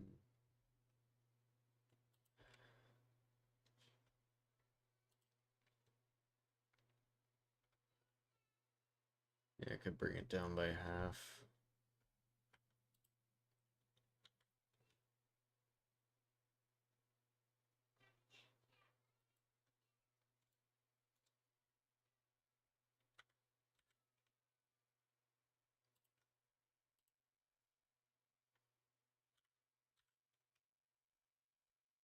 Yeah.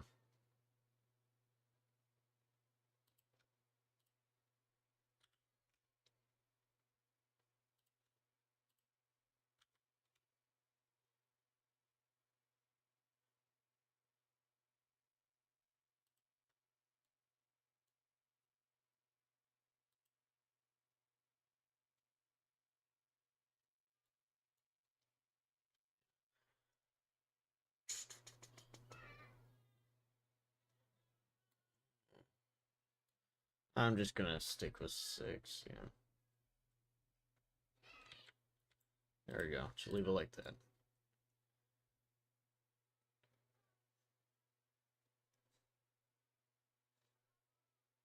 Yeah. Okay. Go with 5. Alright. Control, was it Y for? No, it's Control Shift C.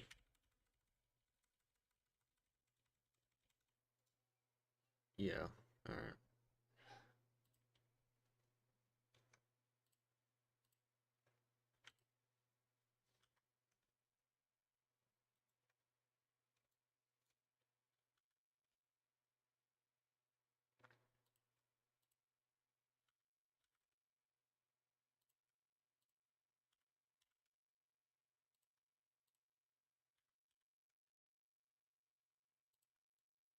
Okay.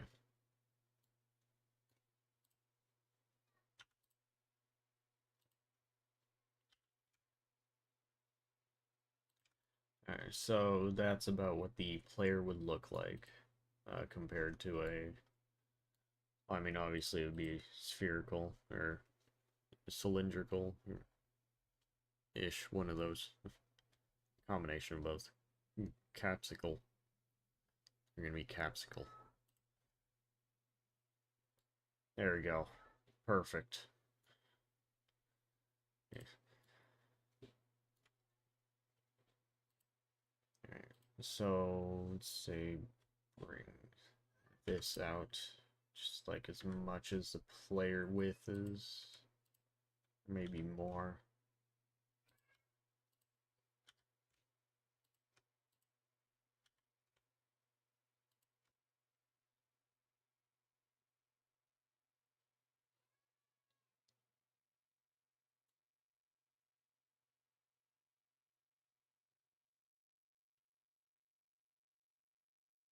Block it by a third on one side.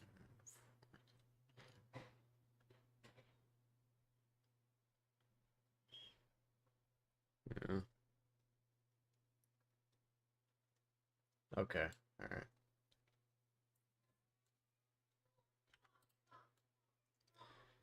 And then as for the style of the desk, I mean, it needs to look futuristic, alien. So I'd have to get a bit of a concept for what I would be working on. But about this would be, I mean, a little bit larger, a little bit larger.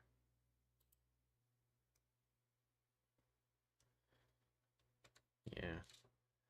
Yeah, I don't know if you want to make it look like futuristic, if you want it to look more inviting.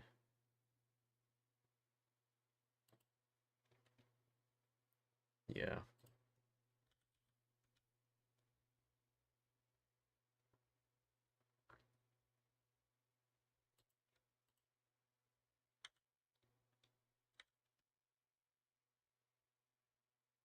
It's too much.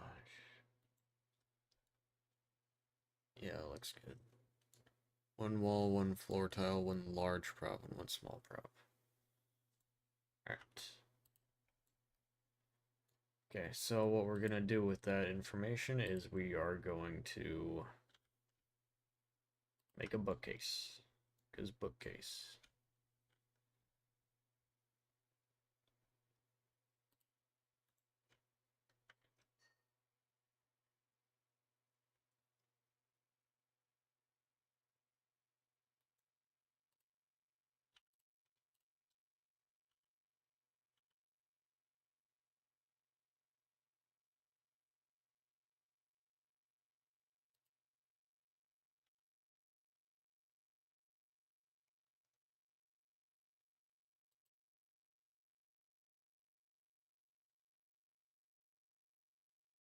In the center of the floor tile.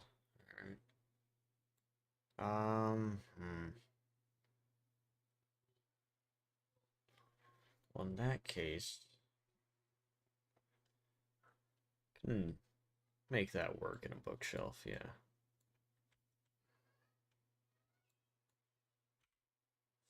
Let me just bring this sort of into the center here. That's a very nice center right there.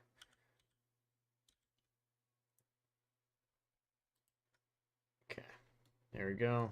We can hide this dude.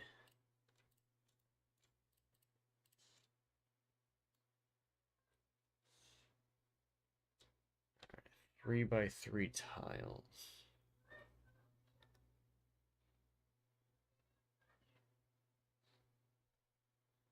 Yeah, I just would rather model it in the center of the floor so I know what it's gonna look like to the player. And then we press X, faces, Alt, Alt, and then didn't mean to do that. Bridge edge loops, then Alt, Shift, Alt, bridge edge loops.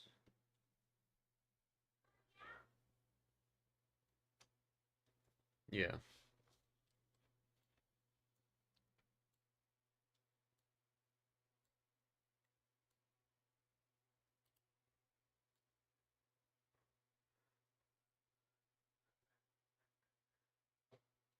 Blank parent game object.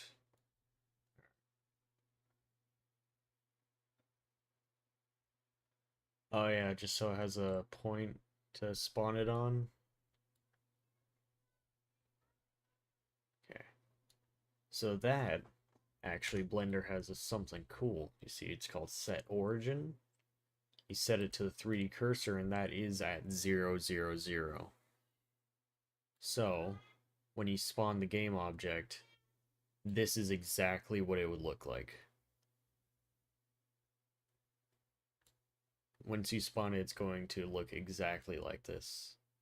As long as you spawn at 0, 0, 0. Or Y0.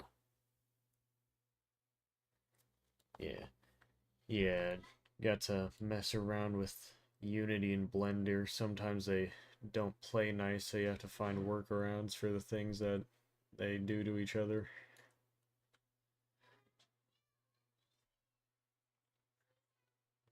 Yeah.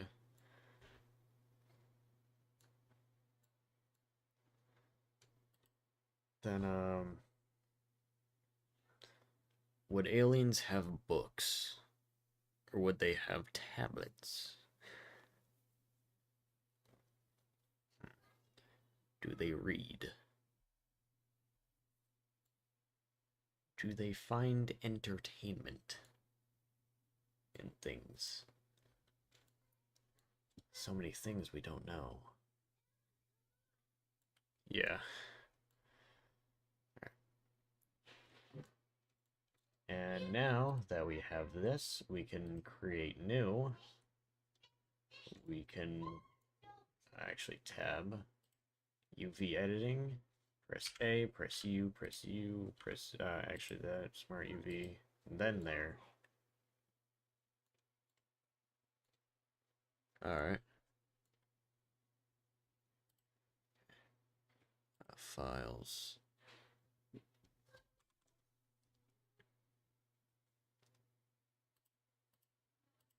Let's see, wood.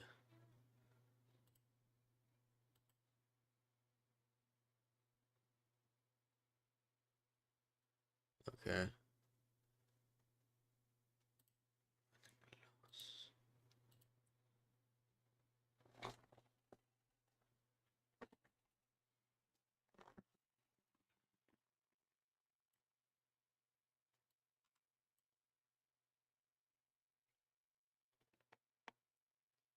Yeah.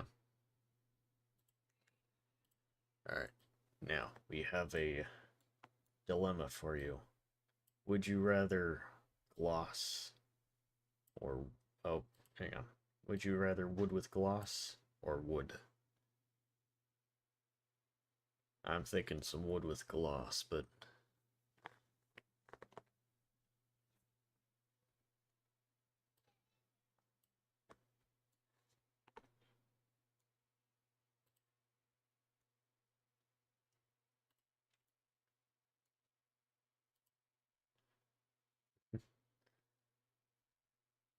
Tough choices.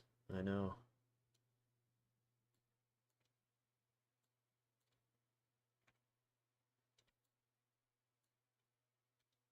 Yeah.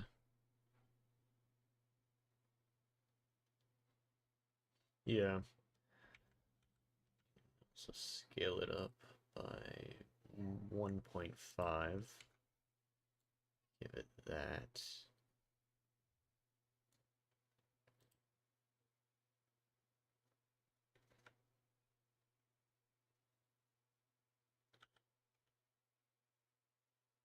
Actually, rotate that 90 degrees.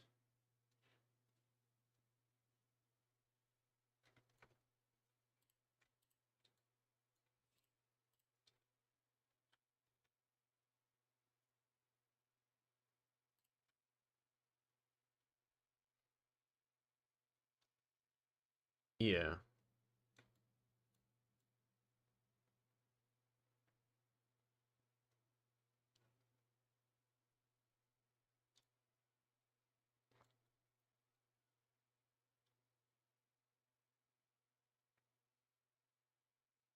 Yeah.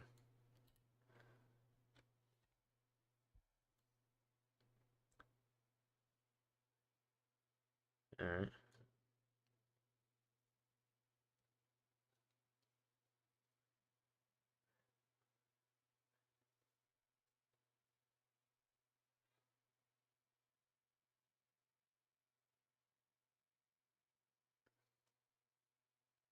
Okay. All right. So we're gonna have some sort of inventory system and collection system.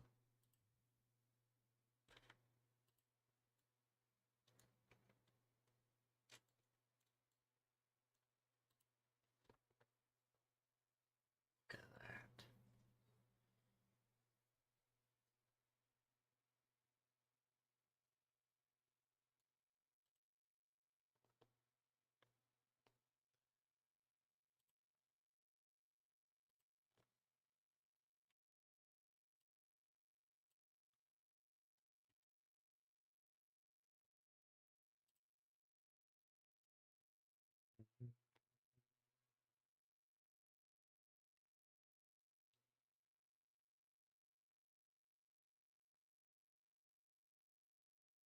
that. All right.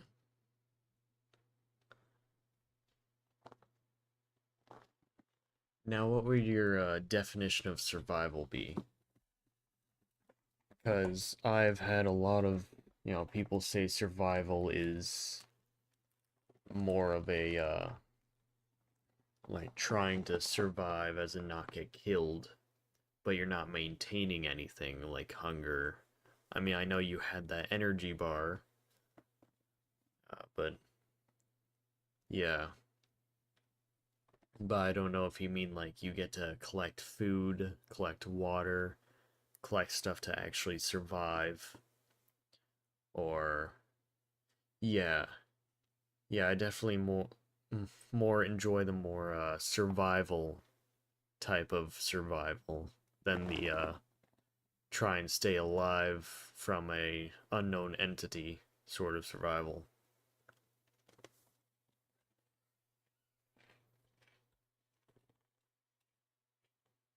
I also like a combination of both though.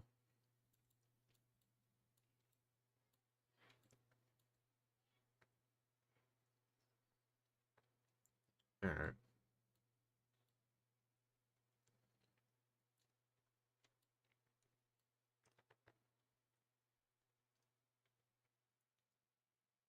Yeah. Okay. Look at it. Ain't that just so pretty? It's so pretty. Such a very pretty little bookshelf.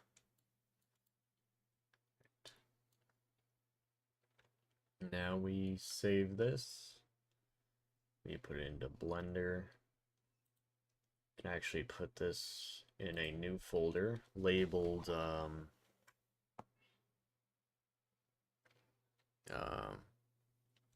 Underhill.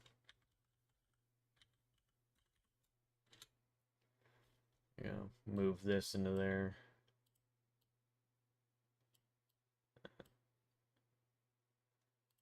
also save this into here as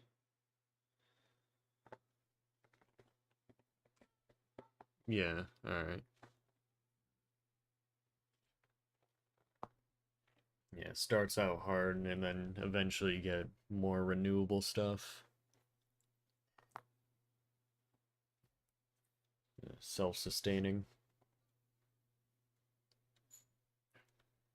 Yeah. I mean, I like games with a, difficulty in survival, but I also like when you're able to sort of adapt to that and make it renewable and all that. Yeah. Yeah.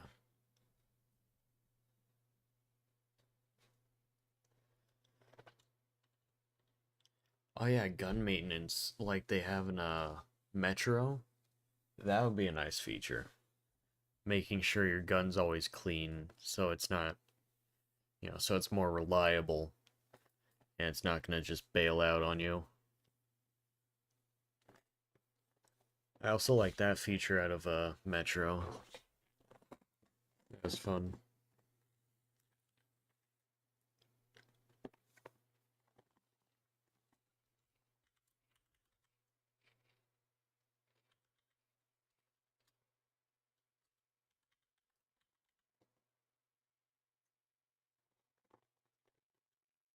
Yeah.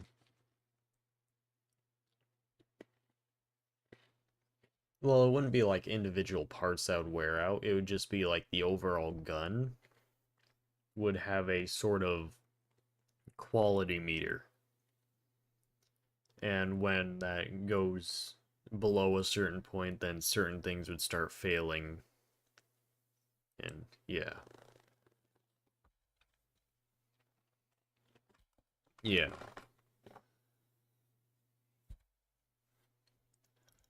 Yeah, I'm thinking like you can find supplies that'll help you like clean your gun and maintain your gear and all that.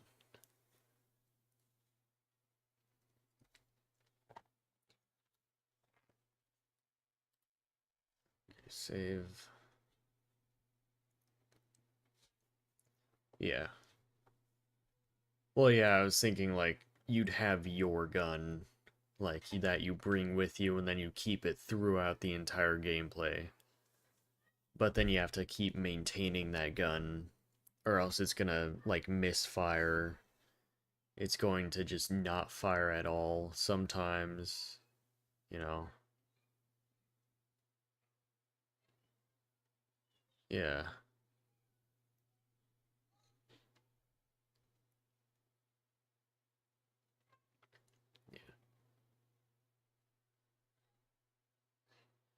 Yeah.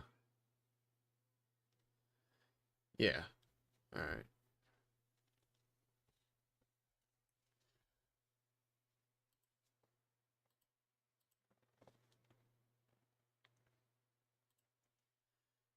Basic, ambient occlusion, height, and normal. Yes.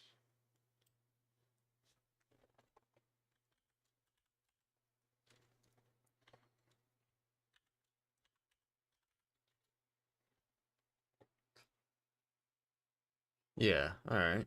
Yeah.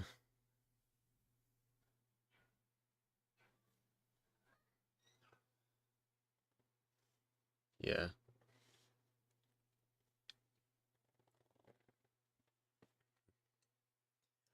Yeah, but 250 different gun frames means 255 different models.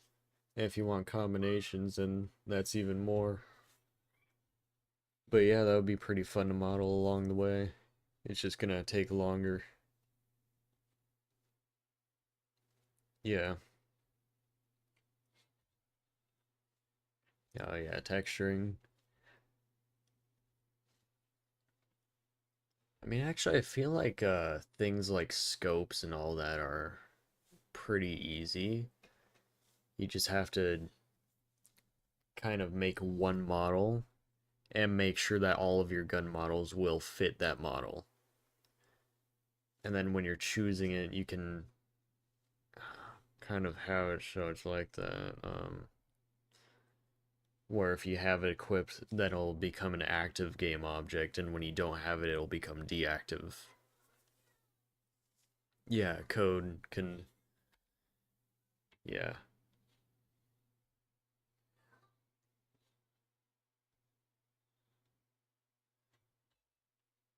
Yeah, procedural is going to be very, yeah, very good thing to keep in mind. Yeah.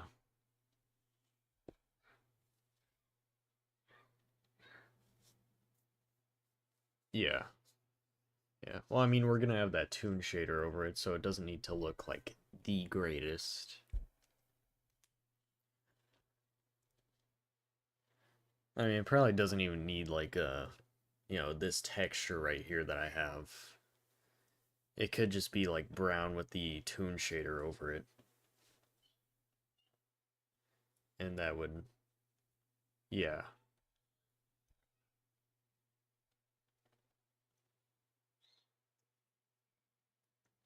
Yeah.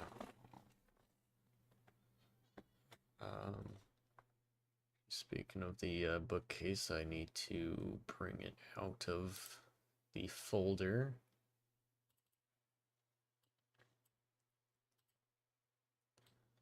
Bam, bam.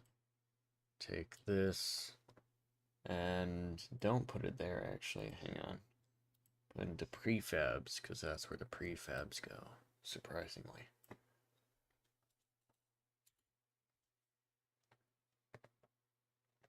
Yeah.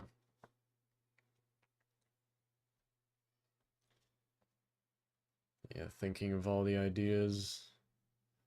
Then we get to, yeah.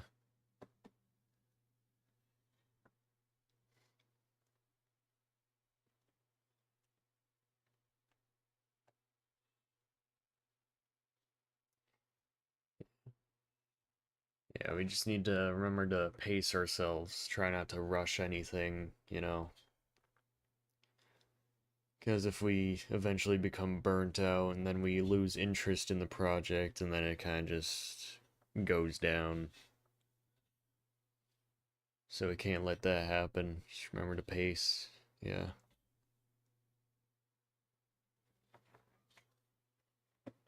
Although, I mean, random ideas in between, not bad, but just one thing at a time.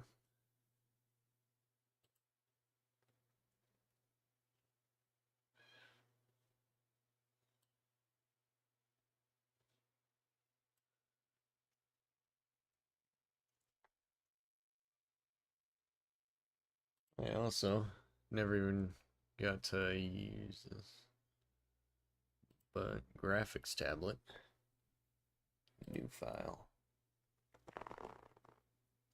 comic templates. Um, I don't know how that works, so we are going to not do that, and we're just going to kind of create this and find out where I put that glove. I found the glove. Pen. I don't know where the pen went.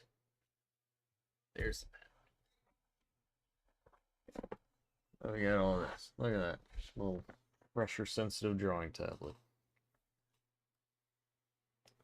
Planning on using it, but I ended up not.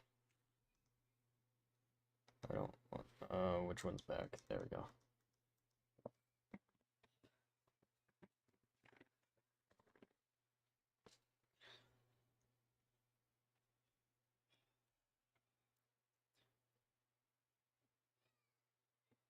Yeah.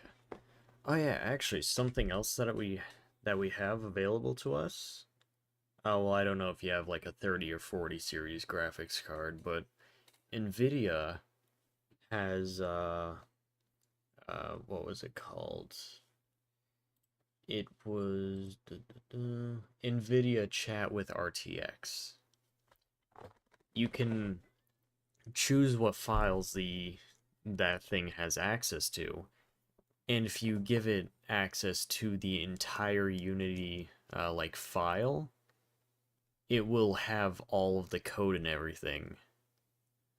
Okay, 1660. I don't think that would work. Needs lots of CUDA cores. I mean, Bing II and all that. But it has access to the entire Unity like file, so all of the code and everything, and no external stuff. It's just on your computer. Well, yeah, I'm just saying that it has access to all the code, so like if you have any questions or something about a certain type of code, instead of going online, you can just ask it and it will take something from, yeah. Yeah, the only problem with ChatGPT and the online AI is that it takes data from everywhere, so even the right and the wrong. And you gotta think it doesn't know the difference. So, yeah, yeah,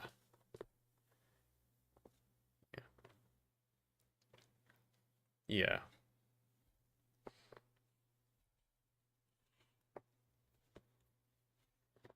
Yeah, it's just a fun little thing I got, and then never used again.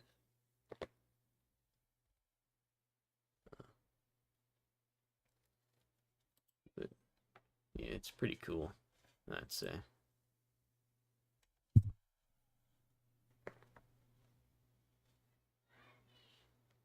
Yeah.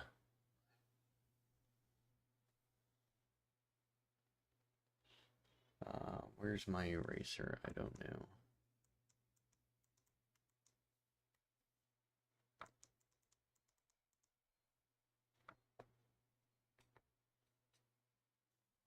Yeah.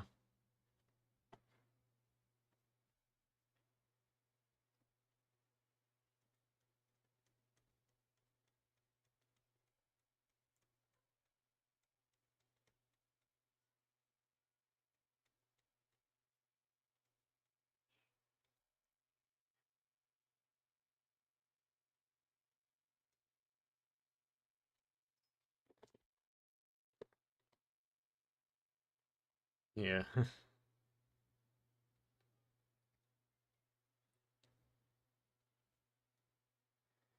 Yeah, I guess as long as it does what you want it to, and it does it decently well.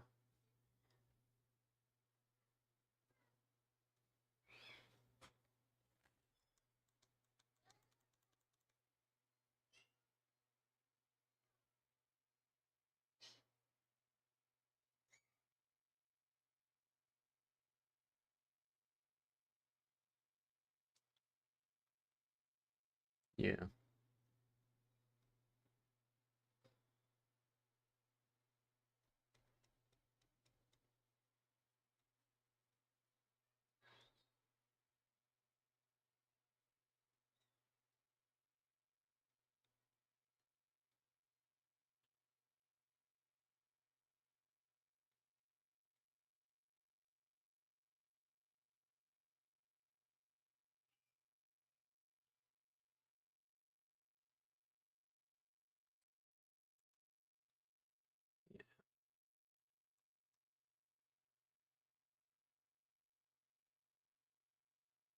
Yeah.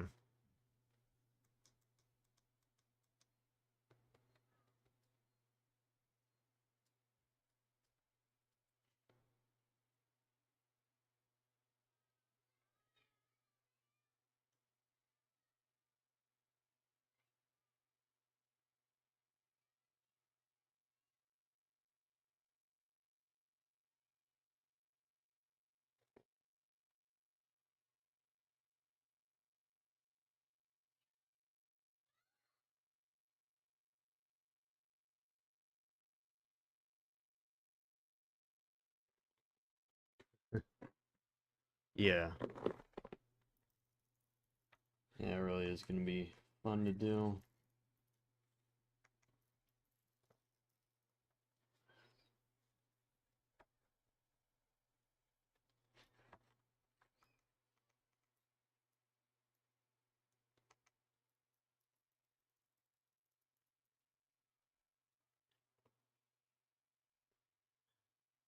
Yeah.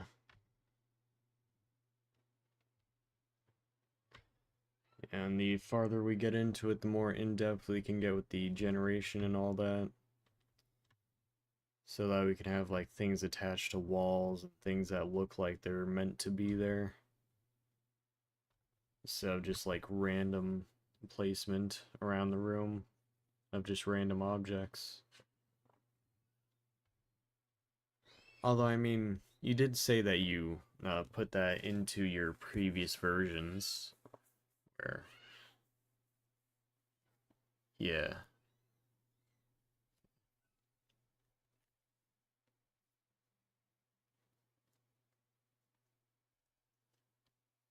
yeah.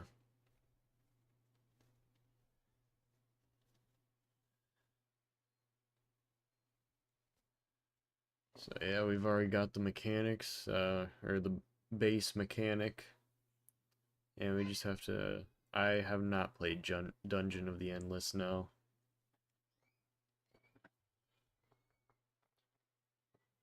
Alright, have to look at that.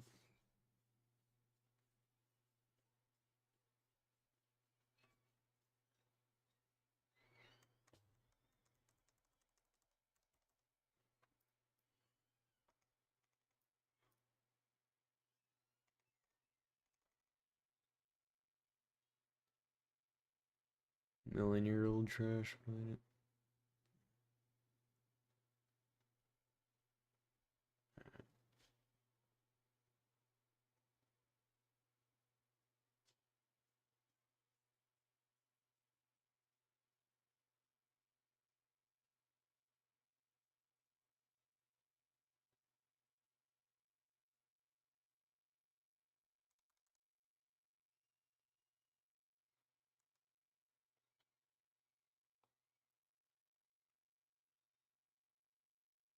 Alright,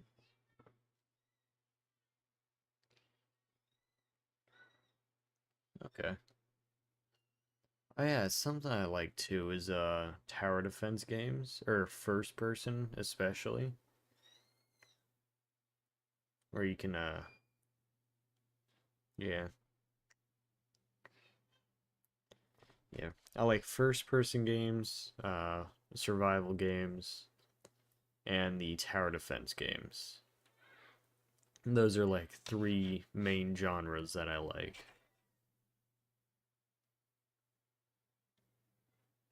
Yeah, alright.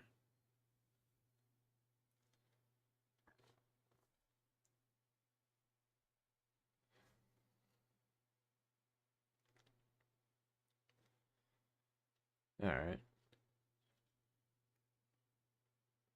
Yeah. Yeah, it makes sense with the technology available to you, you know, just from your own like home planet's experience and yours as well.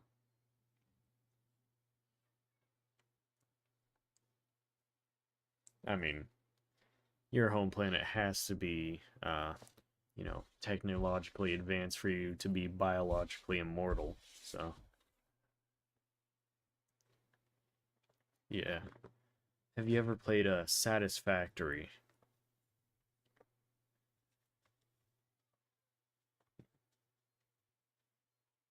Yeah. Satisfactory is just big on automation, and that's some I like quite a bit. Yeah.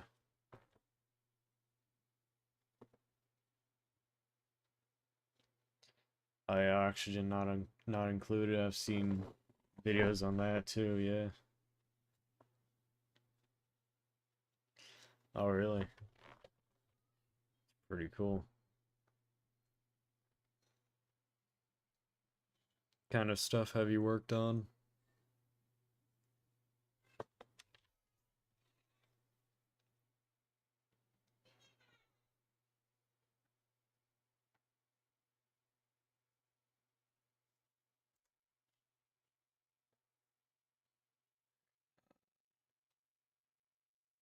Uh,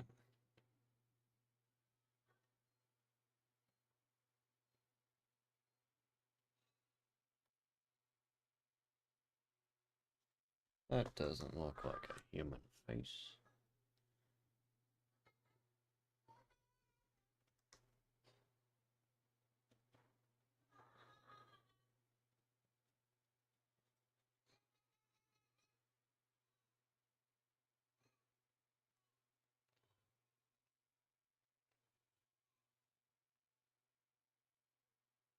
Alright. That's pretty cool. Yeah, fraud's a big thing, especially with how everything's electronic. Can't tell what's real and what's not. And especially with AI now, getting more advanced, being able to copy voices and video, make like almost completely realistic videos. Just everything gets harder and harder to detect if it's real or fake.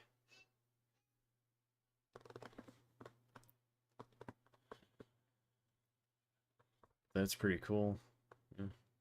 It's cool that you do that.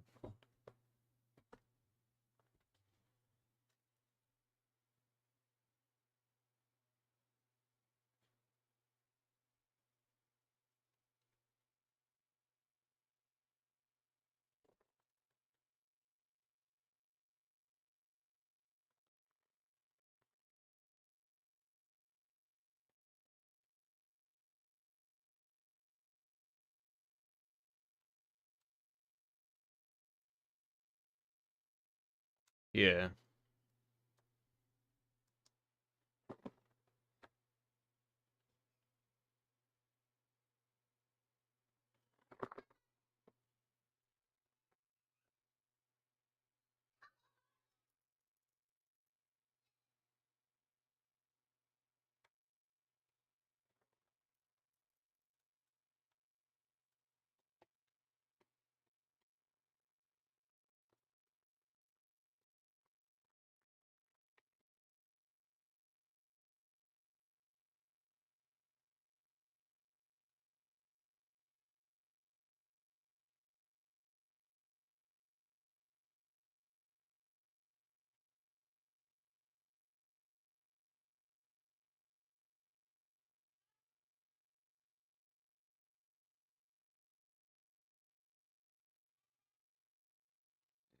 Sure.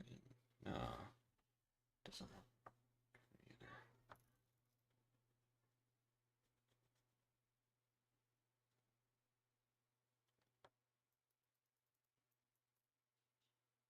Yeah.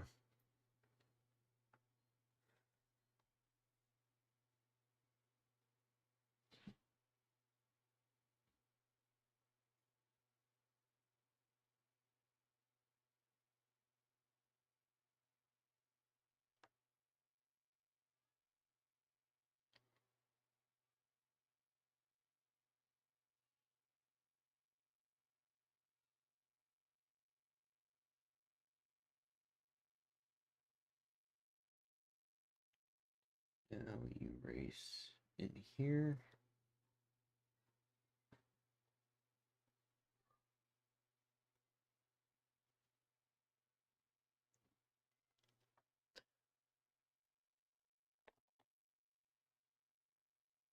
Yeah.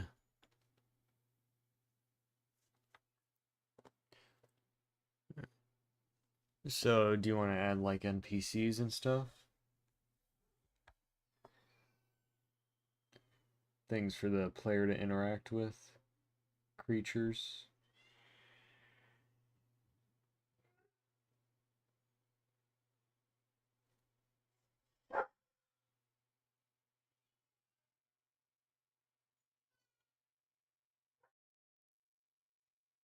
Yeah.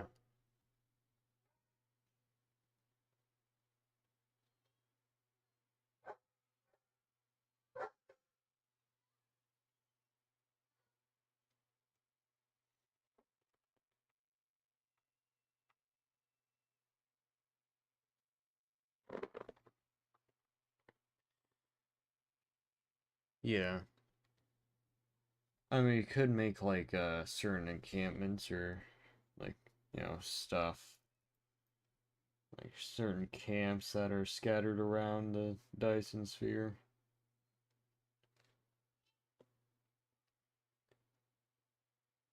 Yeah. Go Sub-Zero.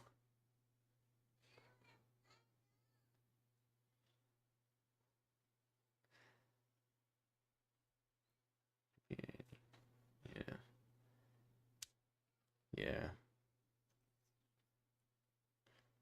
Could have like camps and stuff that like from the war, lived there since the war, never able to get off, never able to escape. Yeah.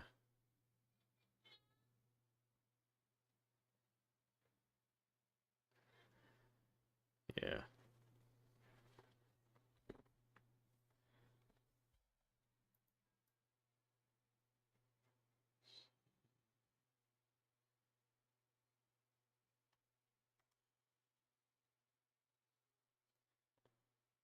Oh yeah.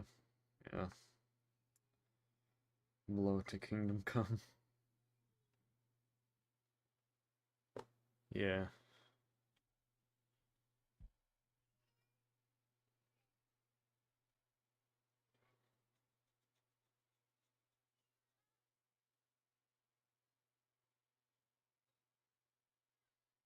Yeah. Ooh, airlocks and stuff. Oh, like vehicle bays would be pretty cool too. Uh, Vehicle bays with like destroyed vehicles from before the war. Relics of the past.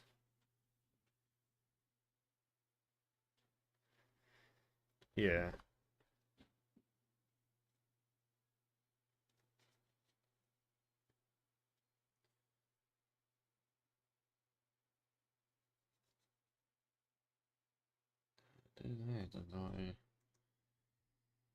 Maybe you'll draw human. How human? I was never able to draw a human. It's the only thing I draw and I can't draw it.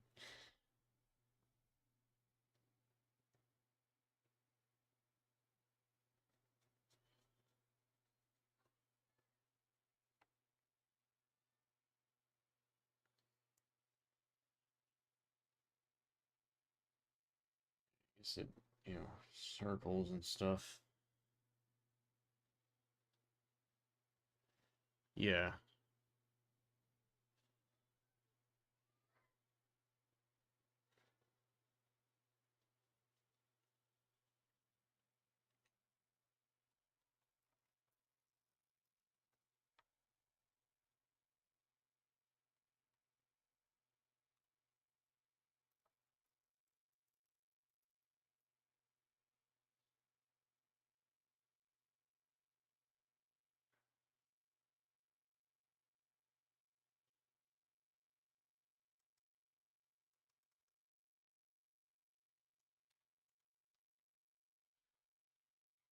Yeah. Yeah, we have to make sure that everything just lines up. And it doesn't, feel like we were just scraping for ideas.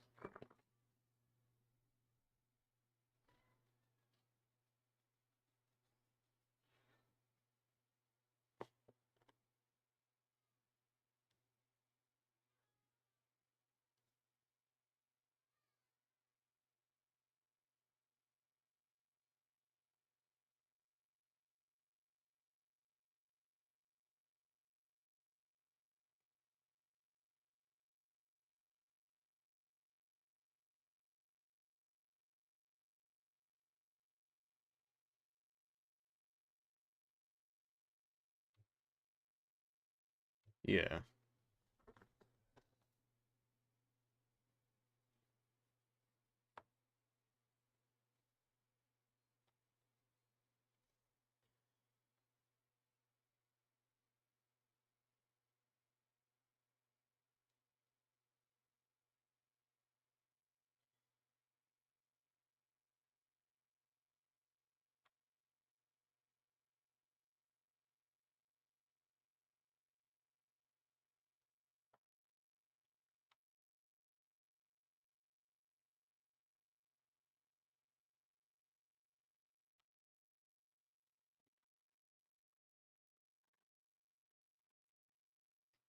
Yeah. Yeah, we really could just go anywhere from this.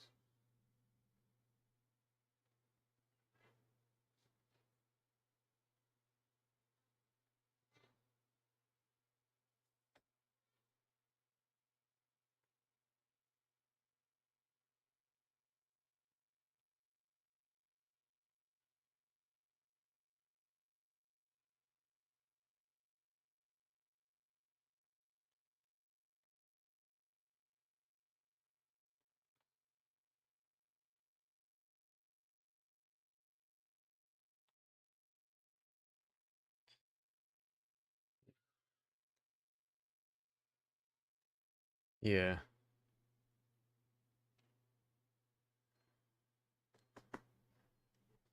Yeah, and the more ideas we have, the more content, and the more content, the more playtime. The more playtime, less likely players will get bored. I mean, I guess that'd tie into playtime, because if they're not bored, then they'll play longer, which equals playtime.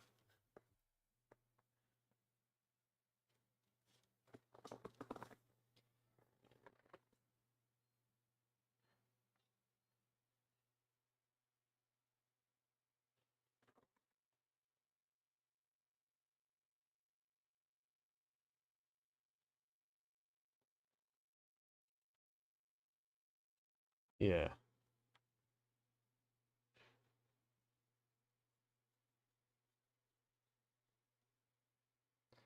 Yeah, we gotta remember to sometimes remind them that they're in the vast nothingness of space. Give them a chance to look outside.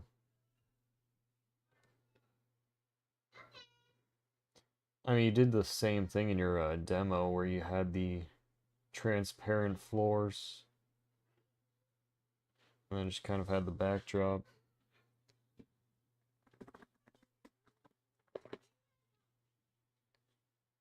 Yeah. Yeah, sometimes maybe some fancy like lounge place. Yeah. We could make a like a luxury type place. Yeah. Yeah, where there's like fancy bars, like all the fancy technology, nice views out to space, all that.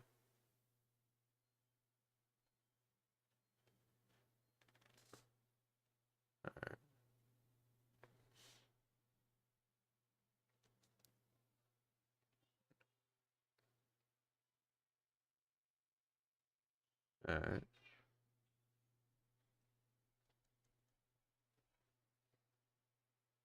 It's pretty cool. And doing all the calculations and stuff. Make sure everything would be accurate.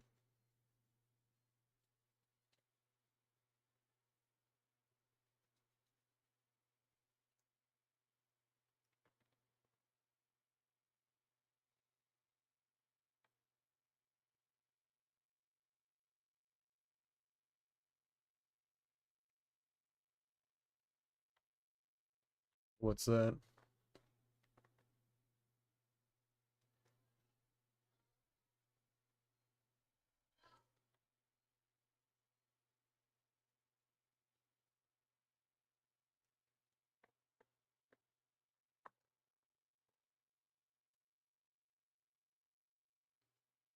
Oh yeah. Yeah, that'd be pretty nice.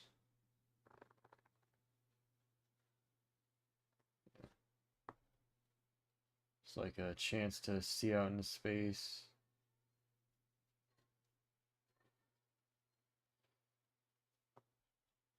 But we gotta give them like a stunning view.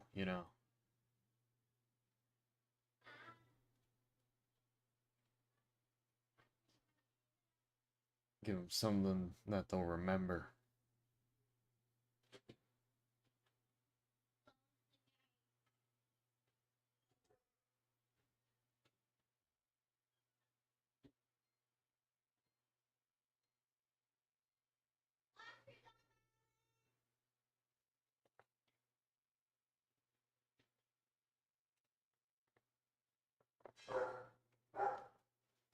Yeah.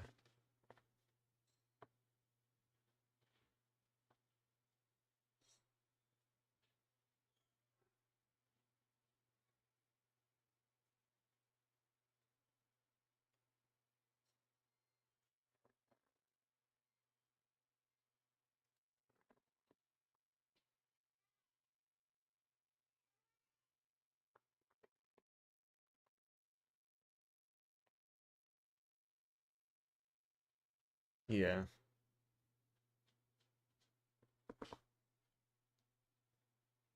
Just gotta put as much detail as we can into every part that's possible. Make sure that if they look closely, they're not gonna get, disappointed.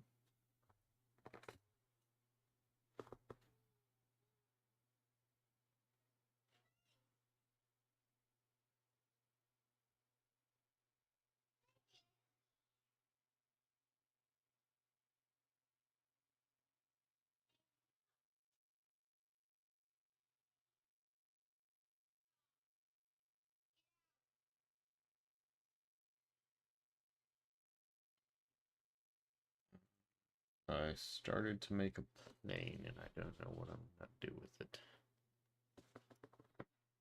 Yeah.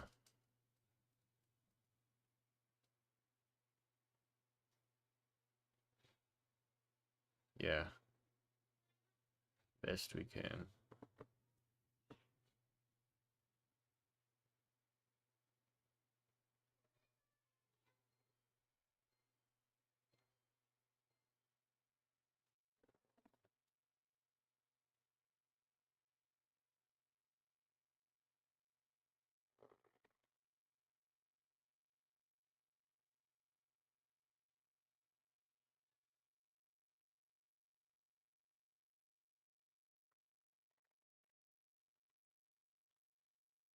Yeah.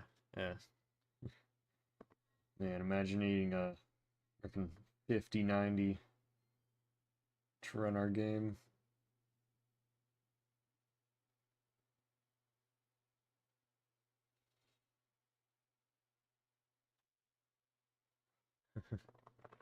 Yeah.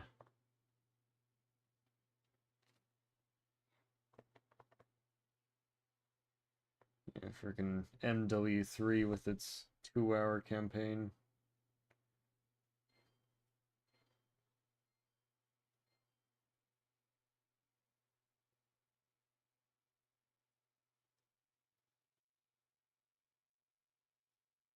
Yeah.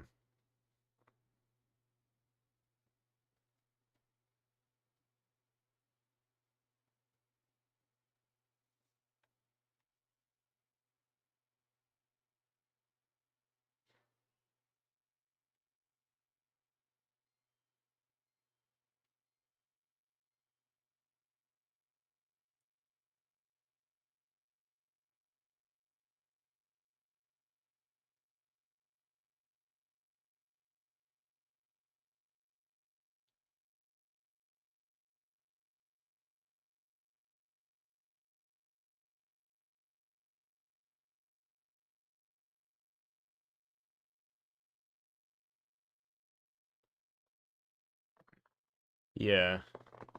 Yeah. Every time I've wanted to make a game, it's always something that I'd want to play. Never actually thinking about like what the majority wants, what makes more money. It's always what I'd like to play, what I'd like to have in a game that would be perfect for me.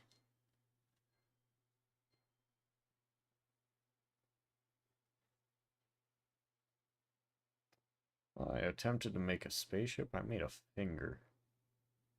You like my finger? Isn't it just such a great finger?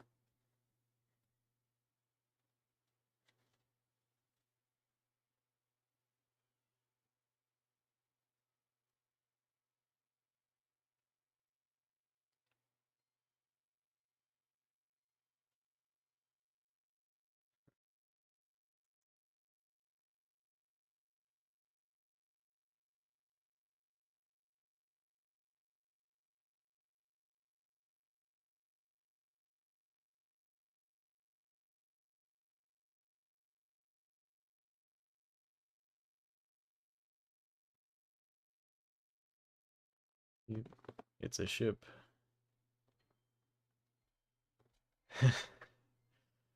Yeah.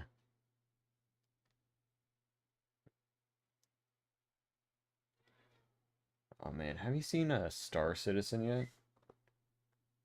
It's an amazing game. It's not very like graphically optimized, but it looks beautiful. And as long as you're out of a very populated area, it plays beautifully as well.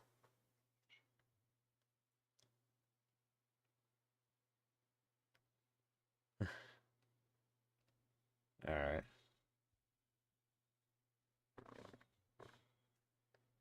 right. Star Citizen. I'll have to stream it. Uh, it's a very in-depth game.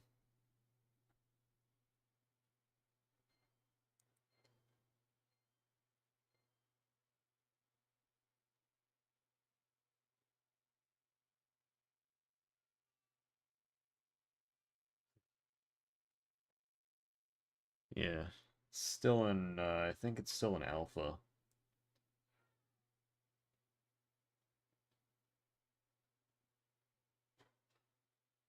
Forgot what it said.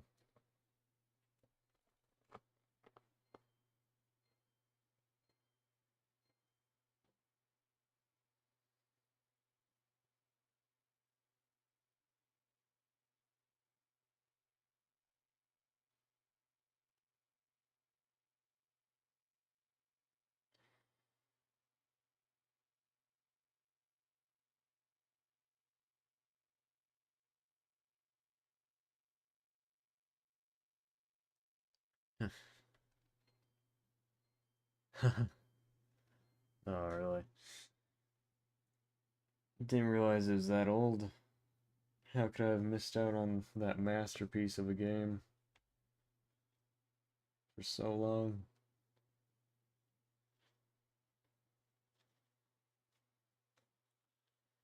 Yeah.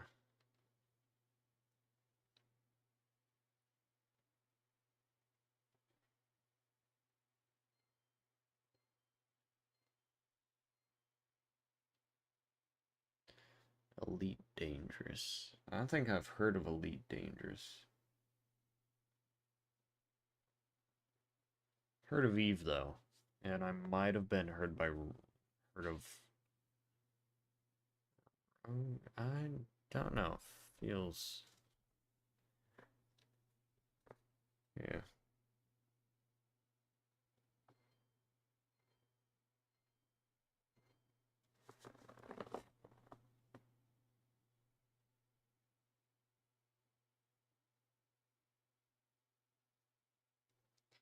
There we go. The thumb ship.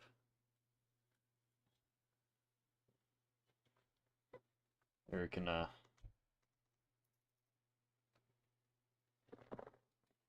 yeah.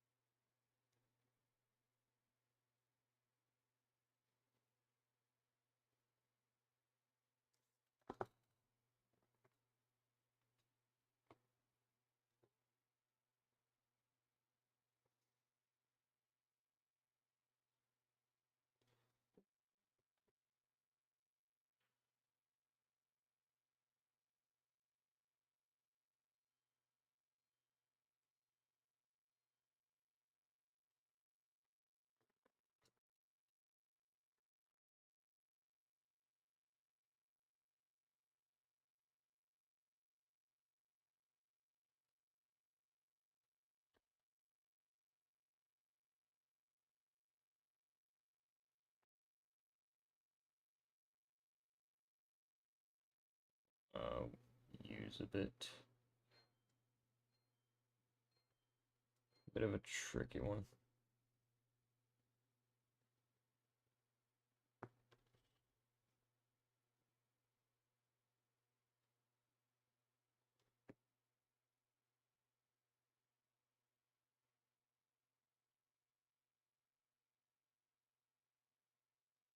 I need to get the... There we go. That one.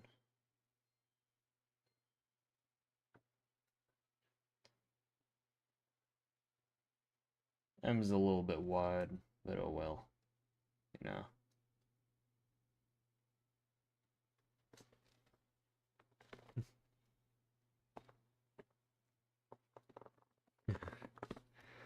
Yeah. Oh, yeah.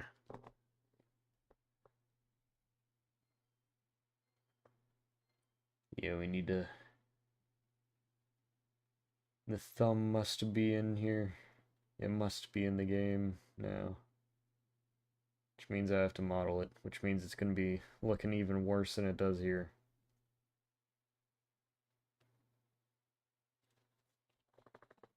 Oh.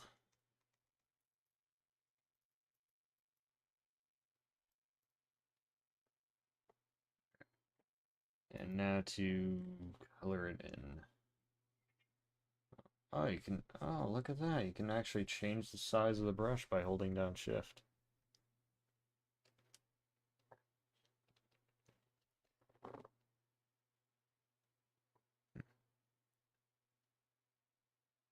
Yeah. What do I have for it? I didn't mean to run Blender. Don't run Blender. Press... Not that. That was the wrong thing. There we go. The thumb.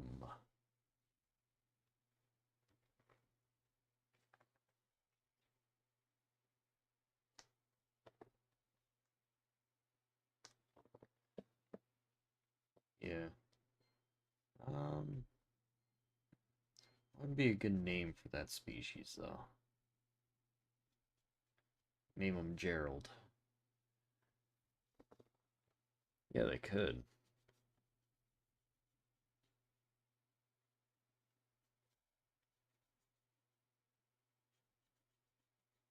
Although, I think that, like, the primary species should be the one that built the sphere. So I would think that they would be organic, and then they would have built the robots and all that. Yeah.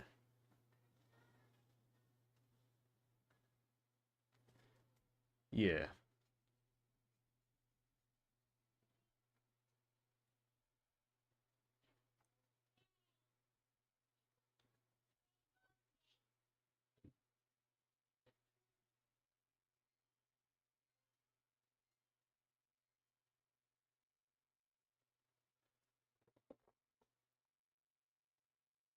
Yeah.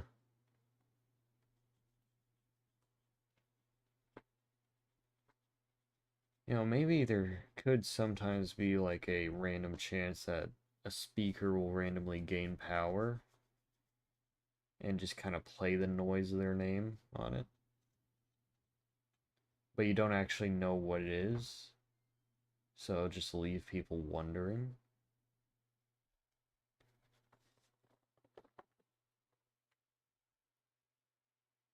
Yeah.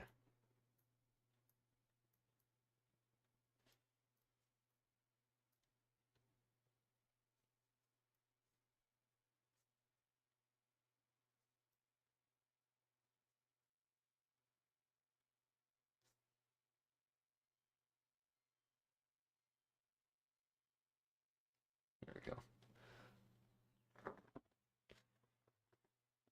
Yeah. Uh, um,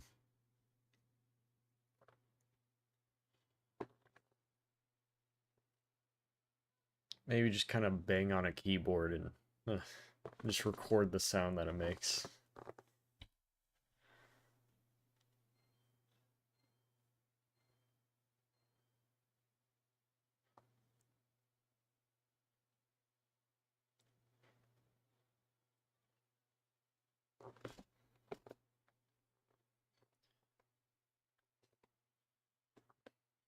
Yeah. Or, you know those things, it's those whistle things, you know? you like tip it upside down and it goes whoop. And you tip it the other way and it goes whoop. You know, make that the sound. That would be the perfect sound for him.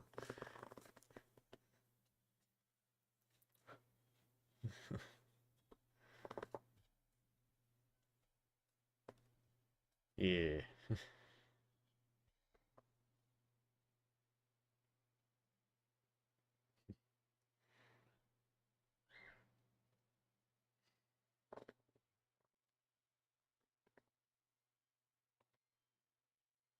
Add a new layer and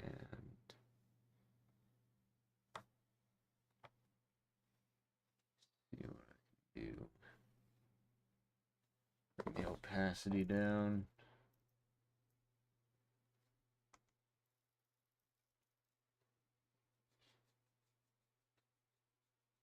Sort of add like an ambient occlusion type thing.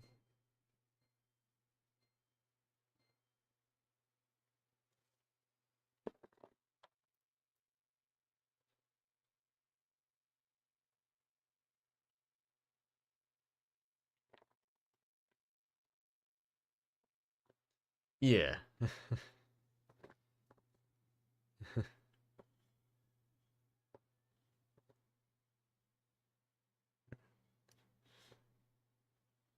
Yeah.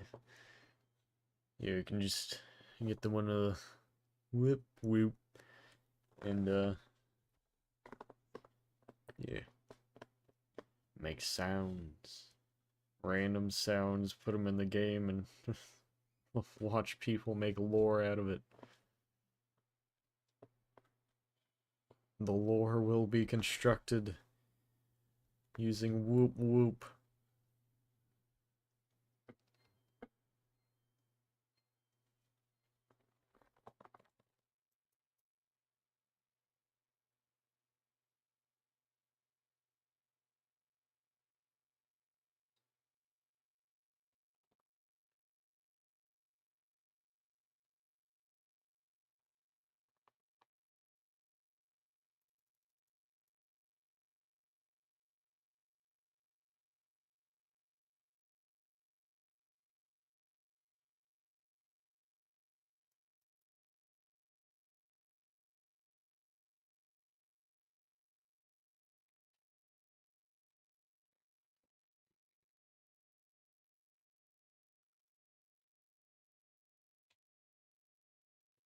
Go. Yeah.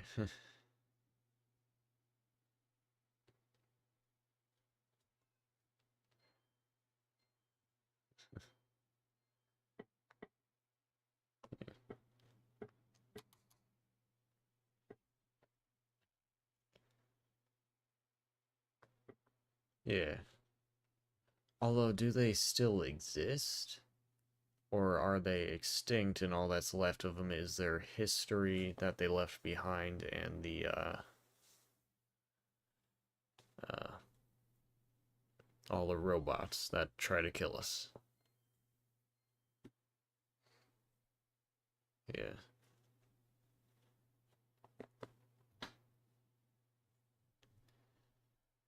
Yeah.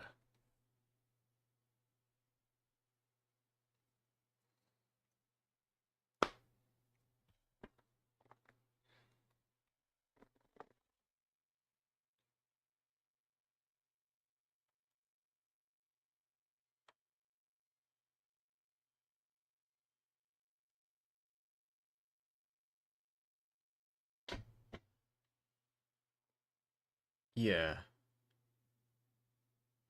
Yeah, well, I mean, we would have it inhabited by other species from, when the war was happening. But we could also have it so that the original species that built it went extinct and then left behind the deadly robots. Or we could have them exist as well and just be like either rarer to find, more common to find than other species. Uh, yeah.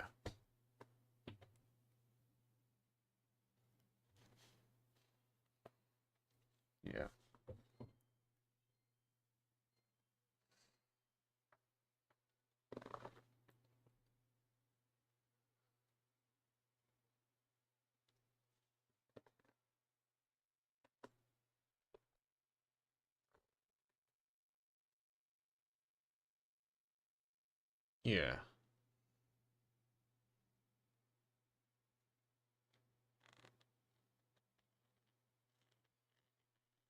Yeah. Oh yeah, and side missions. Do we have side missions that would like get you food or other like extra gear and stuff? Like battle against the yeah, we can do that and then have it so like you can run certain missions for certain species. We could have it be like a team thing where you choose a side, choose a faction, and uh, yeah,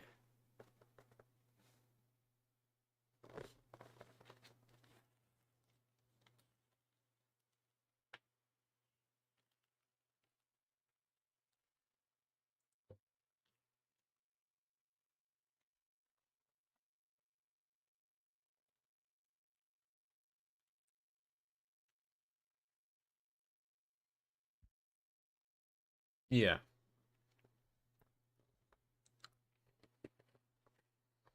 yeah. But I think maybe having like a map that generates and like you can explore the map. Maybe there's gonna be more difficult parts, but then there's gonna be like all that stuff, you know. Yeah.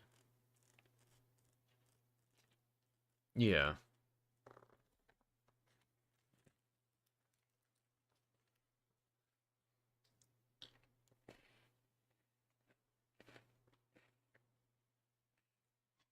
Yeah. Are we still doing the seed based or are we doing completely randomly generated?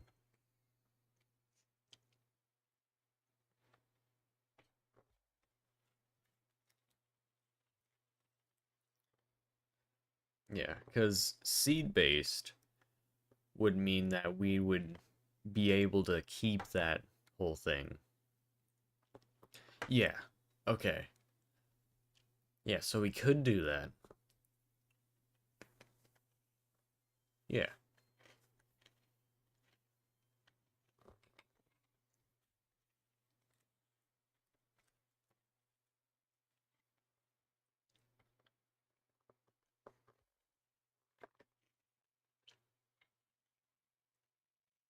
Yeah. So it could all be mappable. And then, you could build trust with certain factions, certain species. Um, however.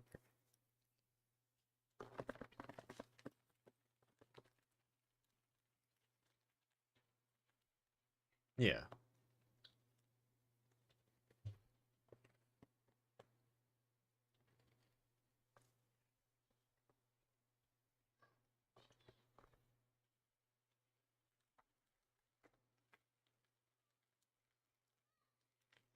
Yeah. Well, it would have to be like a sort of player-made map, I guess, where we can have you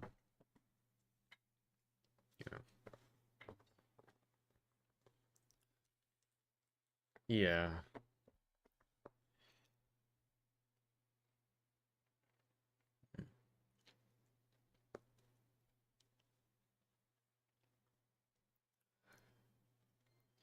yeah. There is also something we could do. So for each of the rooms, we can have a sort of device that you can make where you can scan and it'll be like a camera that's like really high up and it will show like POIs that are in your general area. So like we'll have 2D images that are above each sort of room or only on top of the rooms that have like important stuff in it. Yeah.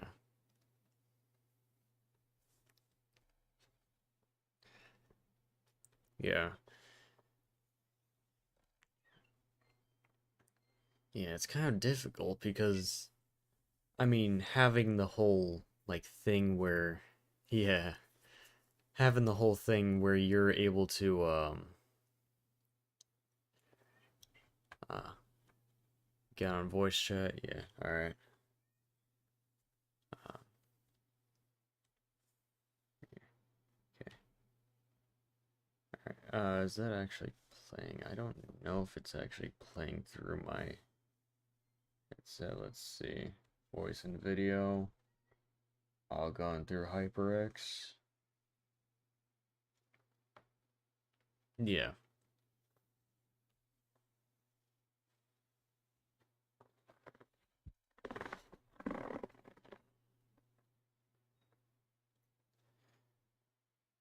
Yeah. Yeah. Well, I don't mean like a full-on map. I'm talking about like, all right, here. Rita, save, save this, right? We can go put it in. Where do I put it?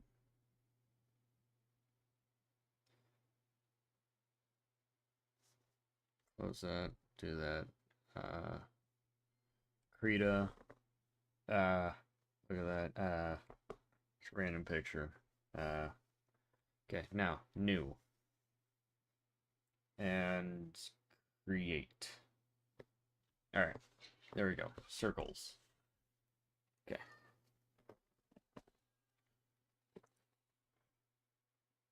Yeah. All right. So you see, we got what I'm thinking. You see, so we're gonna have it so that it's a seed, so that every sort of room. Yeah, I know it's poorly drawn. Yeah. So every sort of room would have a certain type of thing in it, right? So if it had something important, like it had a sort of camp, you know, in there, or like it had like an important let's see, like battery cell, power cell type thing in there, or you know, all bunch of stuff, then you have a sort of device, right? I'll just use a watch for example. Uh, because why not? You know? Okay.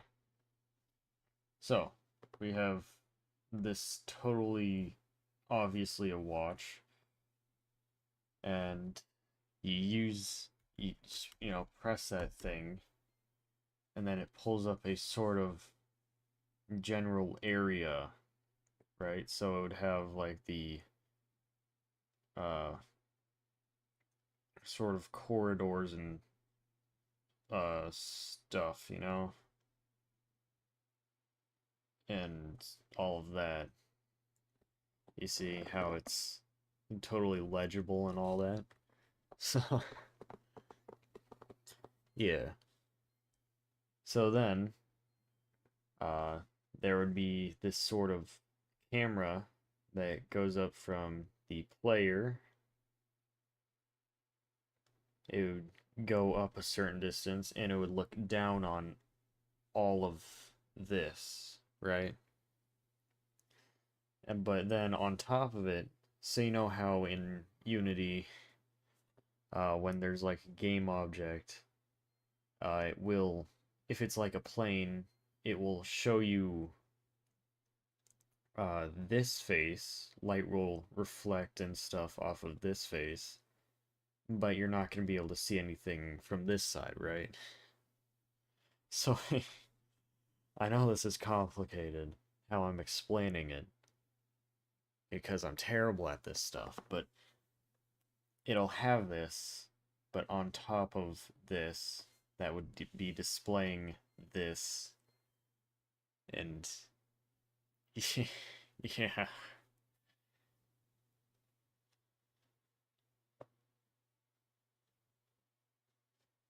Okay, base game object.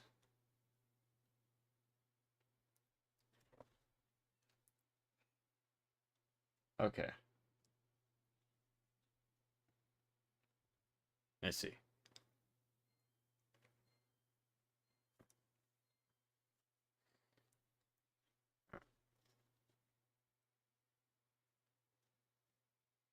All right. How do I map that? There. Okay.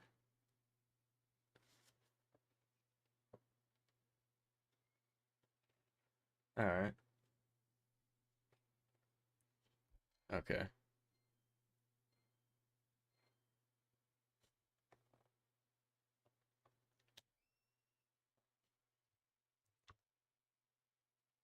All right.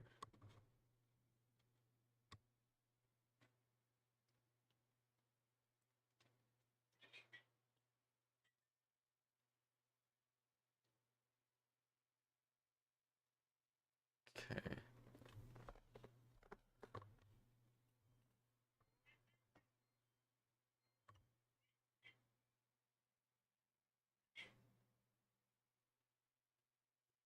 All right.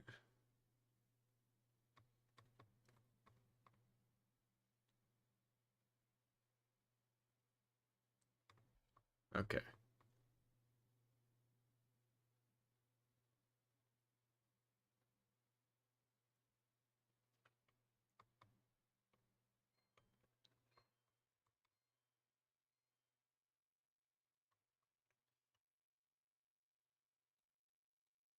All right.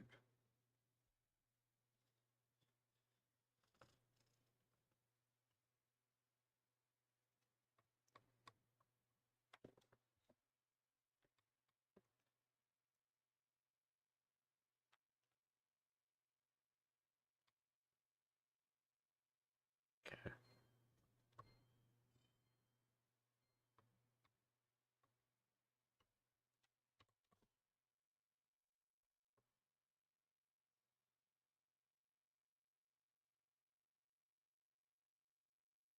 All right.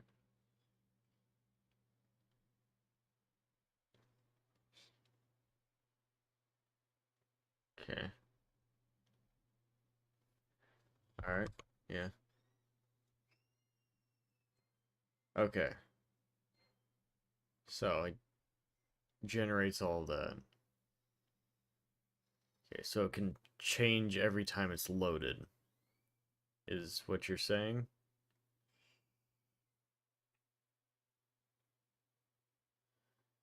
Like the actual tiles themselves can be, or what spawns on the tiles will change every time the scene is loaded, and it's just the actual map that stays the same?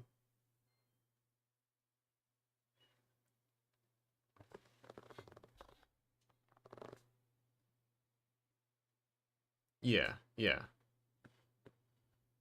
Okay, so the props are seed-based as well.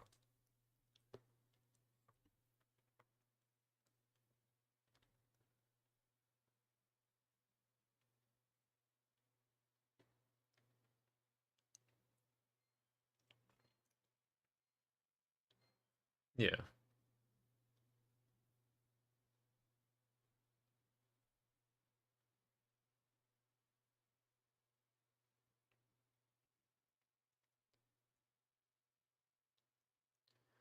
Alright. So, alright. Alright, yeah. So, everything's preloaded, right? This is all right here would be preloaded. So, what I'm saying is that if a room had a camp in it, then there would be a icon that would be on top of it that uses this same thing, same logic, so that if you look up, you won't see it, but if a camera looks down on it, it'll see it.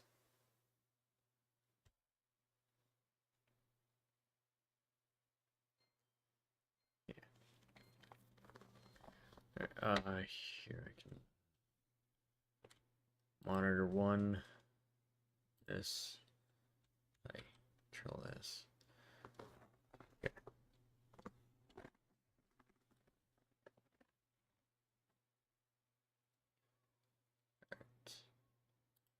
I actually want to show you something that is pretty cool with cameras. So if you add in a camera, right, you reset this, and you say, put it over here. And you faced it 180 degrees that way. So it's just looking at that, right? Now what we can do with that camera is we can make it so that it let's see, rendering, let's just use the fence. All right, okay, so now if you go to, oh well, I did it weird, display 2. Okay. All right.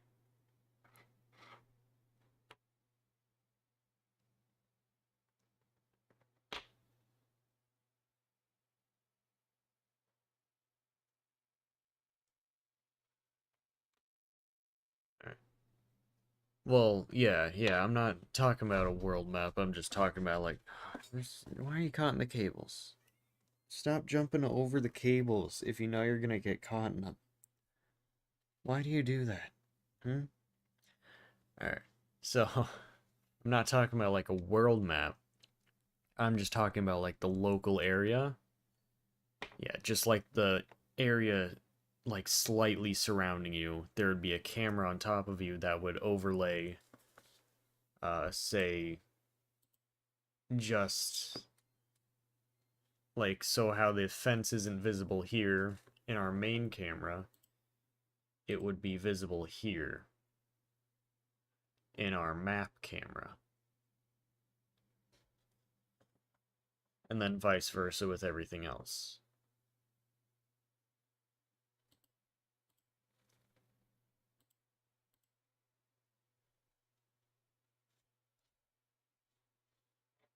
Yeah. Yeah, we don't need like an actual like world map that was, generated.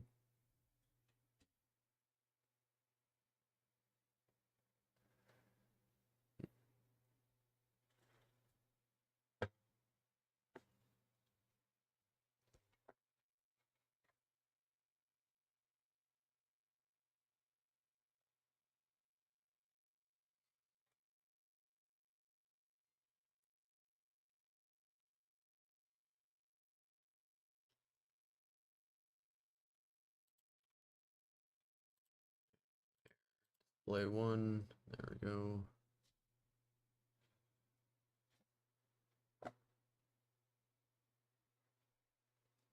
Yeah.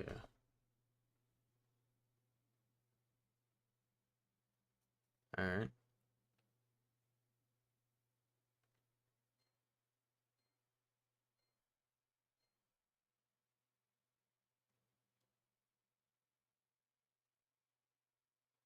Okay, yeah.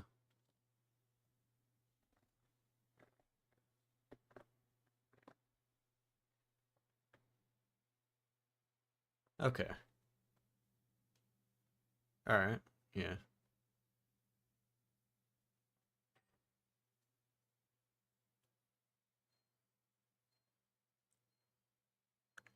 Okay.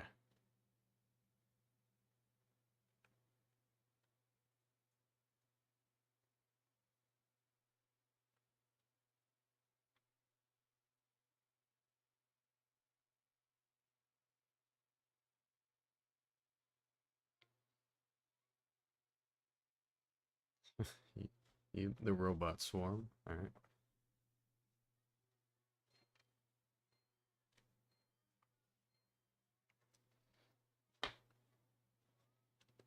Yeah. Yeah, definitely. Uh, don't want to lose any robots along just random debris.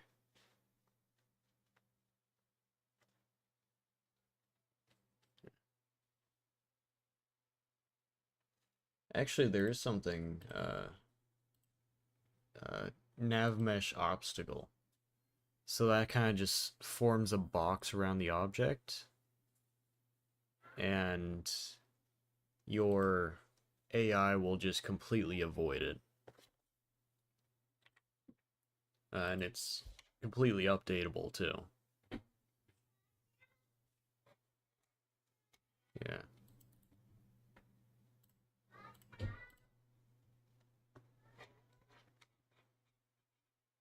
All right.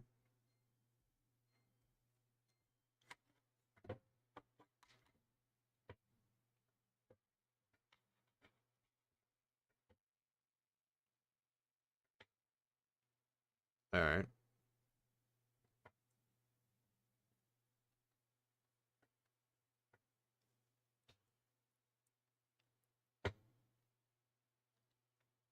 Okay. Yeah, that's pretty cool.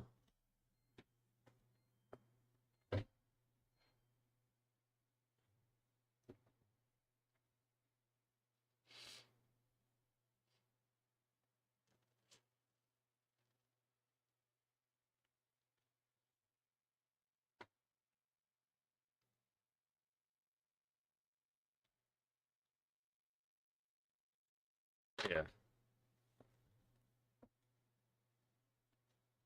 All right.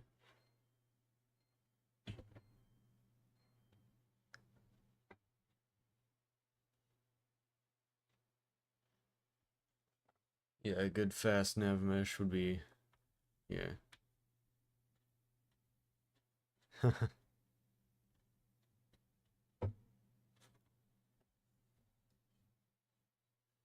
Yeah.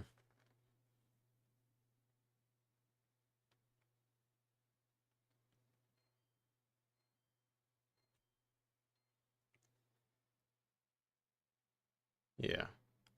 And now you can actually optimize the code a lot more than you did before, since you'll, know more about it from your last attempt.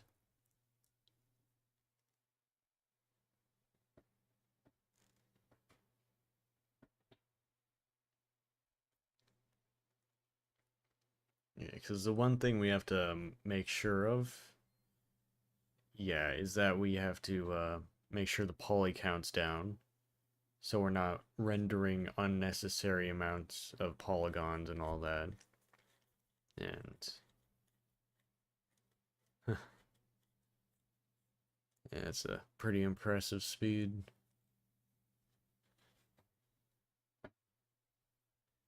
Yeah, we just have to make sure that we're, you know, keeping up performance.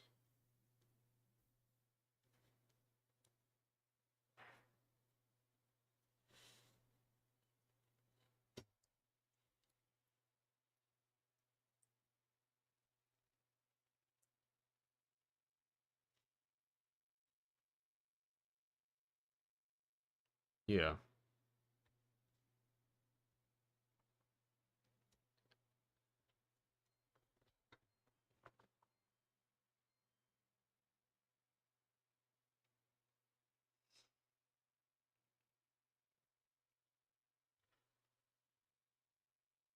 All right. That's good. And when you actually build the game, it increases performance by quite a bit.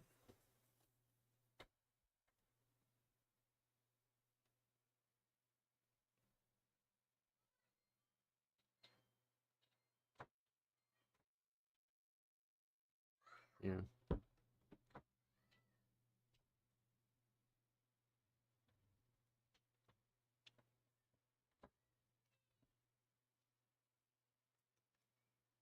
Yeah.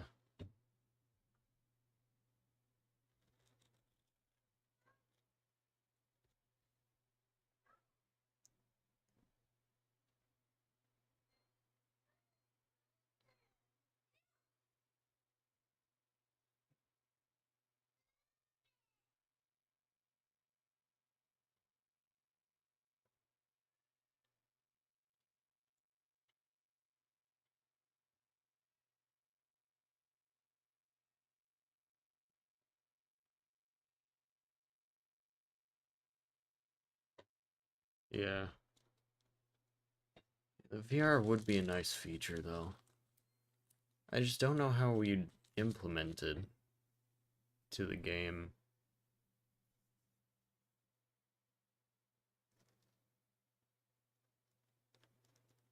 Yeah.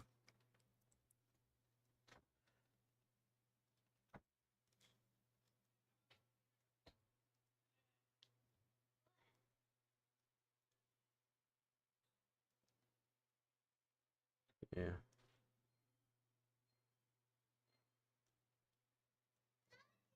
I'm gonna let the cat out real quick.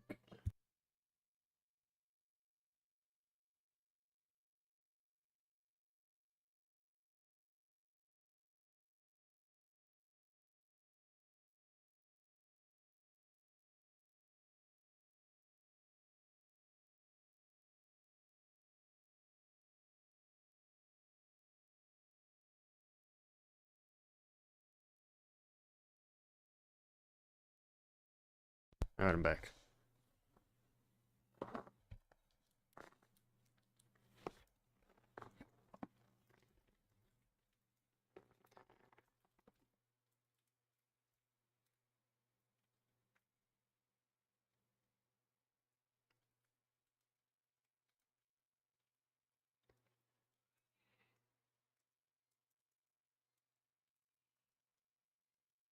Yeah, but VR sounds like a fun little thing.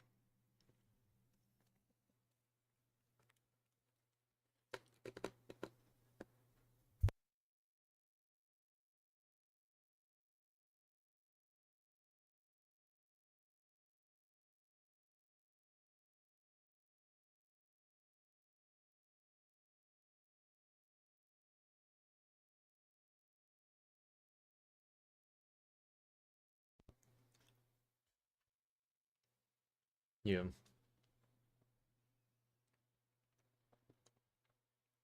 Yeah. How many actual features then did you have? Like for VR?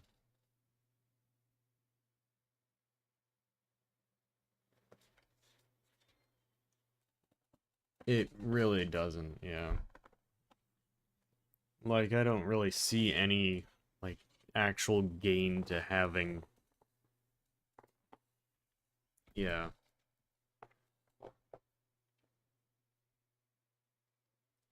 Yeah, I don't really see any gain to having the game in VR, really. I mean, once we get those, like, luxury, sections done where we can look out into space and see, like, a bunch of stuff. Yeah. Yeah. Yeah, that's the real, like, visual stuff is something that VR would be good for.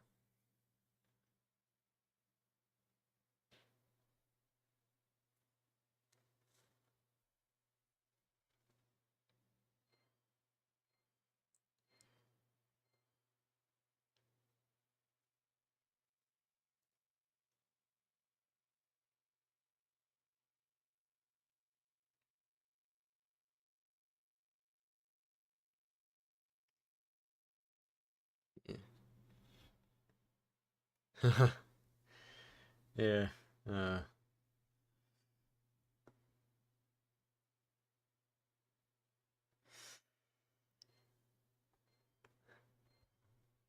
yeah. Yeah, VR is really good for pretty much just like if you have really immersive mechanics and if you have like really stunning visuals, then VR is like, oh, sorry about that. Hit the mic.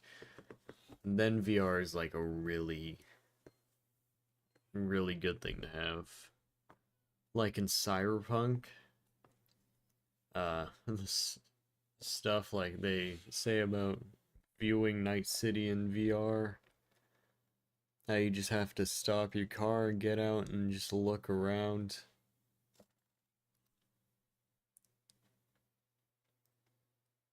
Yeah.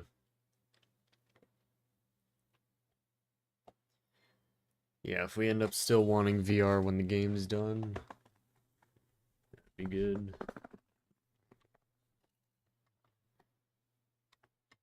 Yeah.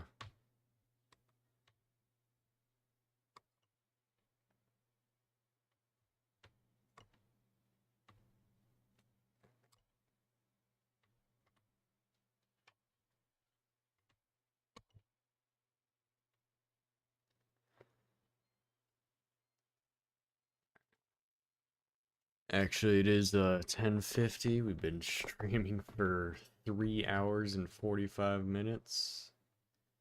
Yeah, I'm really excited to see what this can turn into. Yeah, but hey, you have a good night. Happy fun times.